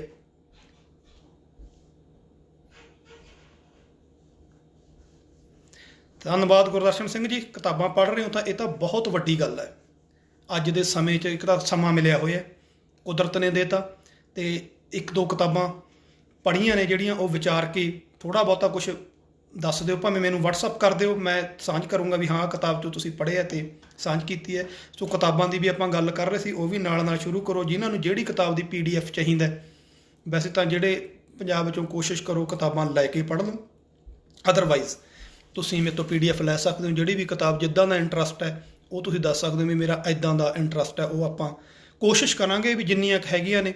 ਜ਼ਿਆਦਾਤਰ ਸਿੱਖ ਹਿਸਟਰੀ 'ਤੇ ਨੇ ਮੇਰੇ ਕੋਲ। ਸੋ ਮੈਂ ਫਿਰ ਉਹੀ ਗੱਲ ਕਰ ਰਹੀ ਹਾਂ ਕਿ ਆਪਾਂ ਜਾਗਰੂਕ ਹੋਈਏ, ਆਪਣੇ ਆਪ ਨੂੰ ਤਿਆਰ ਕਰੀਏ, ਮੈਂਟਲੀ ਪ੍ਰਪੇਅਰ ਹੋਈਏ, ਪਤਾ ਹੋਵੇ ਸਾਨੂੰ ਸਹੀ ਅਤੇ ਗਲਤ ਕੀ ਹੈ। ਗੁਰੂ ਨਾਨਕ ਦਾ ਸਿਧਾਂਤ ਕੋਈ ਇਹ ਨਹੀਂ ਹੈਗਾ ਕਿ ਉਸ ਵੇਲੇ ਅਤੇ ਅੱਜ ਦਾ, ਅੱਜ ਵੀ ਉਹੀ ਕੁਛ ਹੈ ਅਤੇ ਉਦੋਂ ਵੀ ਉੱਦਾਂ ਹੀ ਸੀ। ਥੋੜ੍ਹਾ ਜਿਹਾ ਸਮੇਂ ਦੀ ਫਰਕ ਹੈ, ਹੇਰ ਫੇਰ ਹੈ। ਸੋ ਲੋੜ ਹੈ ਆਪਾਂ ਉਹਨਾਂ ਦੇ ਸਿਧਾਂਤ 'ਤੇ ਚੱਲੀਏ ਅਤੇ ਗੁਰੂ ਨਾਨਕ ਦਾ ਫਲਸਫਾ ਅੱਗੇ ਗੱਦੀ ਚੱਲੀ ਕਿਵੇਂ, ਇਹ ਗੱਦੀ ਹੈ ਕੀ, ਗੱਦੀ 'ਤੇ ਕਿੰਨਾ ਕੁ ਸੌਖਾ ਸੀ ਬਹਿਣਾ, ਗੱਦੀ ਐਸ਼ ਦਾ ਸਾਧਨ ਸੀ ਕਿ ਮੌਤ ਦਾ ਸੀ, ਗੱਦੀ ਤੱਤੀ ਤਵੀ ਸੀ ਕਿ ਸਿੰਘਾਸਣ ਸੀ। ਇਹ ਆਉਣ ਵਾਲੇ ਸਮੇਂ 'ਚ ਦੱਸਾਂਗੇ। ਜਦੋਂ ਤੱਤੀਆਂ ਤਵੀਆਂ ਲਾਲ ਹੋ ਕੇ ਕੋਈ ਸੜਿਆ ਹੋਵੇ ਨਾ, ਉੱਥੇ ਫਿਰ ਬੈਠਣਾ ਕੋਈ ਆਮ ਬੰਦਾ ਨਹੀਂ ਹੁੰਦਾ। ਜਦੋਂ ਗੁਰੂ ਅਰਜਨ ਸਾਹਿਬ ਨੂੰ ਤੱਤੀ ਤਵੀ 'ਤੇ ਬਿਠਾਇਆ ਸੀ, ਤੁਸੀਂ ਕੀ ਸੋਚਦੇ ਹੋ? ਰੌਲਾ ਪੈ ਗਿਆ ਹੋਊਗਾ ਵੀ ਮੈਂ ਬਹਿਣਾ, ਹੁਣੇ ਤਾਂ ਪਤਾ ਨਹੀਂ ਵੀ ਅਗਲਾ ਜਿਹੜਾ ਬੈਠੂਗਾ ਫੇਰ ਤਵੀ ਹੈ। ਅੱਗ ਦੇ ਭਾਂਬੜ 'ਚ ਕੌਣ ਵੜਦਾ ਤੇ ਗੁਰੂ ਅਰਜਨ ਸਾਹਿਬ ਨੇ ਉਦੋਂ ਕਿਹਾ ਸੀ ਘਬਰਾਇਓ ਨਾ, ਬੁਜ਼ਦਲ ਨਹੀਂ ਦੇ ਕੇ ਜਾਂਦਾ ਤੁਹਾਨੂੰ ਕੋਈ ਜਿਹੜਾ ਵਿਕ ਜੇ। ਕਹਿੰਦੇ ਜੀ ਫਿਰ ਬੈਠੂ ਕੌਣ ਇਹੋ ਜਿਹੇ ਸਮੇਂ 'ਤੇ? ਸੁਨੇਹਾ ਜਦੋਂ ਆਇਆ ਸੀ, ਜਦੋਂ ਪਤਾ ਸੀ ਵੀ ਜਹਾਂਗੀਰ ਨੇ ਕੀ ਕੀਤਾ ਅਤੇ ਕੀ ਕਰਨਾ, ਕਹਿੰਦੇ ਜੇ ਡਰਦੇ ਹੋ ਨਾ ਵੀ ਇਹੋ ਜਿਹੀ ਮੌਤ ਕੌਣ ਮਰੂ, ਮੇਰਾ ਪੁੱਤ ਮਰੂਗਾ ਫਿਰ ਦੁਬਾਰੇ ਵੀ ਆਹੀ ਮੌਤ। ਹੈਗਾ ਤੱਤੀ ਤਵੀ 'ਤੇ ਬੈਠਣ ਵਾਲਾ, ਪੈਦਾ ਕਰਿਆ ਹੋਇਆ, ਉਹ ਸਾਂਭ ਲੂਗਾ, ਤੁਸੀਂ ਨਾ ਘਬਰਾਇਓ, ਤੁਹਾਡੀ ਬਾਂਹ ਫੜਾ ਕੇ ਜਾਊਂ, ਡਰਨ ਦੀ ਲੋੜ ਨਹੀਂ। ਇਹ ਐ ਸਮਝ ਲਓ ਦੂਜੀ ਕੁਰਬਾਨੀ ਲਈ ਆਪਦਾ ਮੁੰਡਾ ਦੇ ਕੇ ਗਏ ਤੇ ਗੱਦੀ ਨਹੀਂ ਤੀ ਯਾਰ, ਉਹ ਤਾਂ ਮੌਤ ਦਾ ਦੂਜਾ ਨਾਮ ਤੀ। ਸੋ ਇਹ ਗੱਲਾਂ ਅੱਗੇ ਸਾਂਝ ਕਰਾਂਗੇ ਆਪਾਂ ਆਉਣ ਵਾਲੇ ਐਪੀਸੋਡ 'ਚ, ਅਗਲੇ ਸ਼ਨੀਵਾਰ ਅਤੇ ਐਤਵਾਰ ਨੂੰ ਮਹਾਰਾਜ ਦੇ ਜੇ ਸਮਾਂ ਬਖਸ਼ਿਆ ਤਾਂ ਜ਼ਰੂਰ ਸਾਂਝ ਕਰਾਂਗੇ। ਸੋ ਸੇਵਾ ਲਈ ਸਾਰਿਆਂ ਦਾ, ਜੋ ਵੀ ਹਾਜ਼ਰ ਹੋਏ ਨੇ ਸਾਰਿਆਂ ਦਾ ਧੰਨਵਾਦ ਹੈ। ਸਮਾਂ ਕੱਢ ਲਿਆ ਕਰੋ, ਥੋੜ੍ਹਾ ਬਹੁਤਾ ਜੇ ਹੁੰਦਾ ਤਾਂ ਆਪਾਂ ਗੱਲਾਂ ਕਰ ਲਿਆ ਕਰੀਏ, ਕਿਉਂਕਿ ਮੈਂ ਫੇਰ ਬੇਨਤੀ ਕਰਨਾ ਵੀ ਮੈਨੂੰ ਕੋਈ ਬਹੁਤੀ ਗੁਣੀ ਗਿਆਨੀ ਤਾਂ ਮੈਂ ਹਾਂ ਨਹੀਂ, ਨਾ ਕੋਈ ਬਹੁਤੀ ਅਕਲ ਹੈ, ਨਾ ਹੋ ਜਤੀ ਸਤੀ ਨਹੀਂ ਪੜ੍ਹਿਆ, ਮੂਰਖ ਮੁਗਦਾ ਜਨਮ ਪਿਆ, ਪਰਮਤ ਨਾਨਕ ਤਿਨ ਕੀ ਸ਼ਰਣਾ ਜਿੰਤੂ ਨਹੀਂ ਵਿਸਰਿਆ। ਪੜ੍ਹੇ ਲਿਖੇ ਹੈ ਨਹੀਂ, ਬਸ ਜਿੰਨਾ ਕੁ ਉਸ ਅਕਾਲ ਪੁਰਖ ਨੇ ਕਿਤਾਬਾਂ ਕੋਈ ਪੜ੍ਹ ਲੈਂਦੇ ਆ, ਉਹ ਯਾਦ ਰਹਿ ਜਾਂਦੀਆਂ ਨੇ ਗੱਲਾਂ ਜਿਹੜੀਆਂ ਦਿਲ ਨੂੰ ਲੱਗ ਜਾਂਦੀਆਂ ਨੇ, ਮੈਂ ਤੁਹਾਡੇ ਨਾਲ ਸਾਂਝੀਆਂ ਕਰ ਲੈਣਾ। ਸੋ ਆਪਾਂ ਕਰਦੇ ਰਹੀਏ, ਇੰਨੀ ਕੁ ਸੇਵਾ ਪ੍ਰਵਾਨ, ਹੋਈਆਂ ਭੁੱਲਾਂ ਚੁੱਕਾਂ ਦੀ ਖਿਮਾ ਫਤਿਹ ਦੀ ਸਾਂਝ ਕਰੋ ਜੀ। ਵਾਹਿਗੁਰੂ ਜੀ ਕਾ ਖਾਲਸਾ, ਵਾਹਿਗੁਰੂ ਜੀ ਕੀ ਫਤਿਹ।